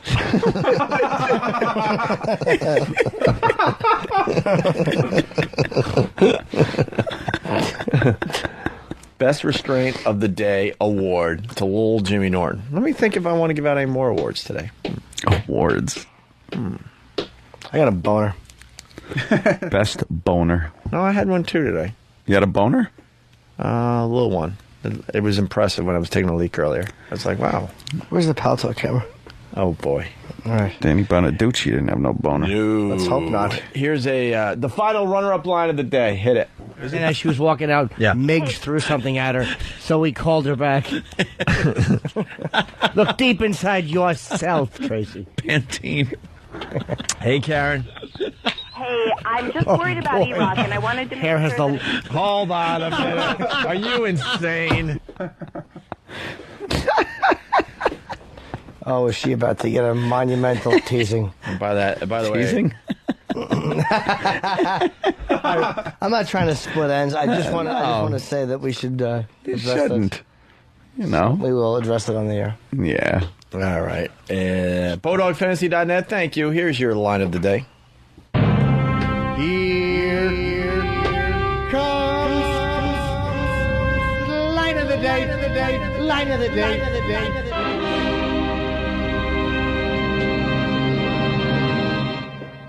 Now I just was informed I have to go for a sleep study. So now there might be apps. You should just come here and watch your work.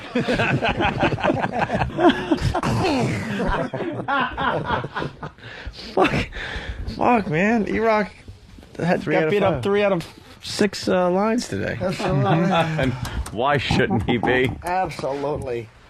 Oh, wow. Someone is suggesting this might be a lot of work, though. Oh, go for it. Uh-oh. Instant feedback line of the day. These guys would love that. They're in competition. Oh, wow. Instant feedback line of the day? That doesn't necessarily get read on air?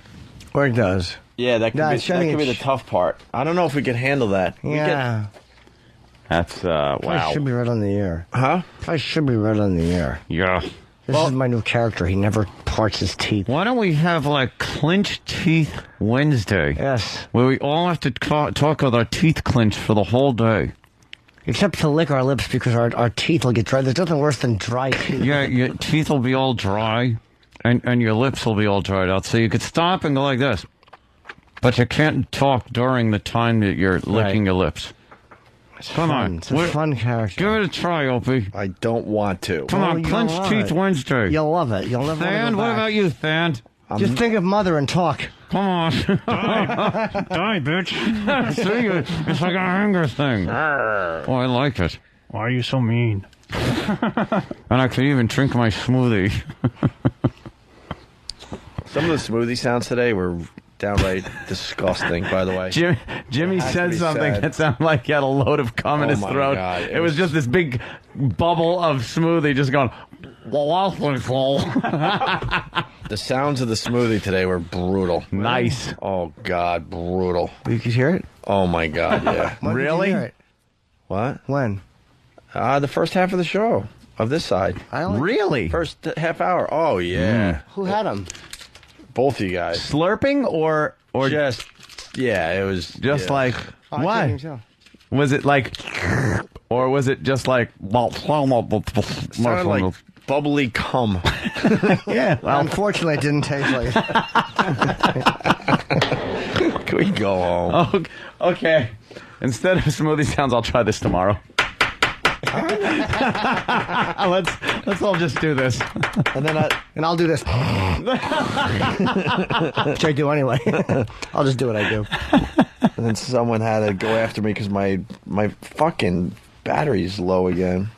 Who went after Your you? battery hit dying. There's a few people on it. No worries. I turned it off. No worry. Oh, I couldn't even hear it. Well, I got to go meet Pete. Meet Pete and John. We got to talk business. A bunch of men. Business. Take me with you, please. Oh, where? Going to a hotel. To meet Pete. Yeah. Take me away from this, please. Oh, it's a sweet. Calgon, take me away. Please take me away, would you? Would you? And then she told 2 friends. And so on. And she didn't listen. And that one just left. Exactly. An empty cube where there should be another person. Exactly. Out smoking. All right, we're going to take a from the right. show, and we'll do this again tomorrow. Bye-bye. Bye. Every knee must bend, every head must bow, every tongue must confess thou art the greatest of all time. Ella, A. Yeah, we suck. Opie and Anthony, y'all.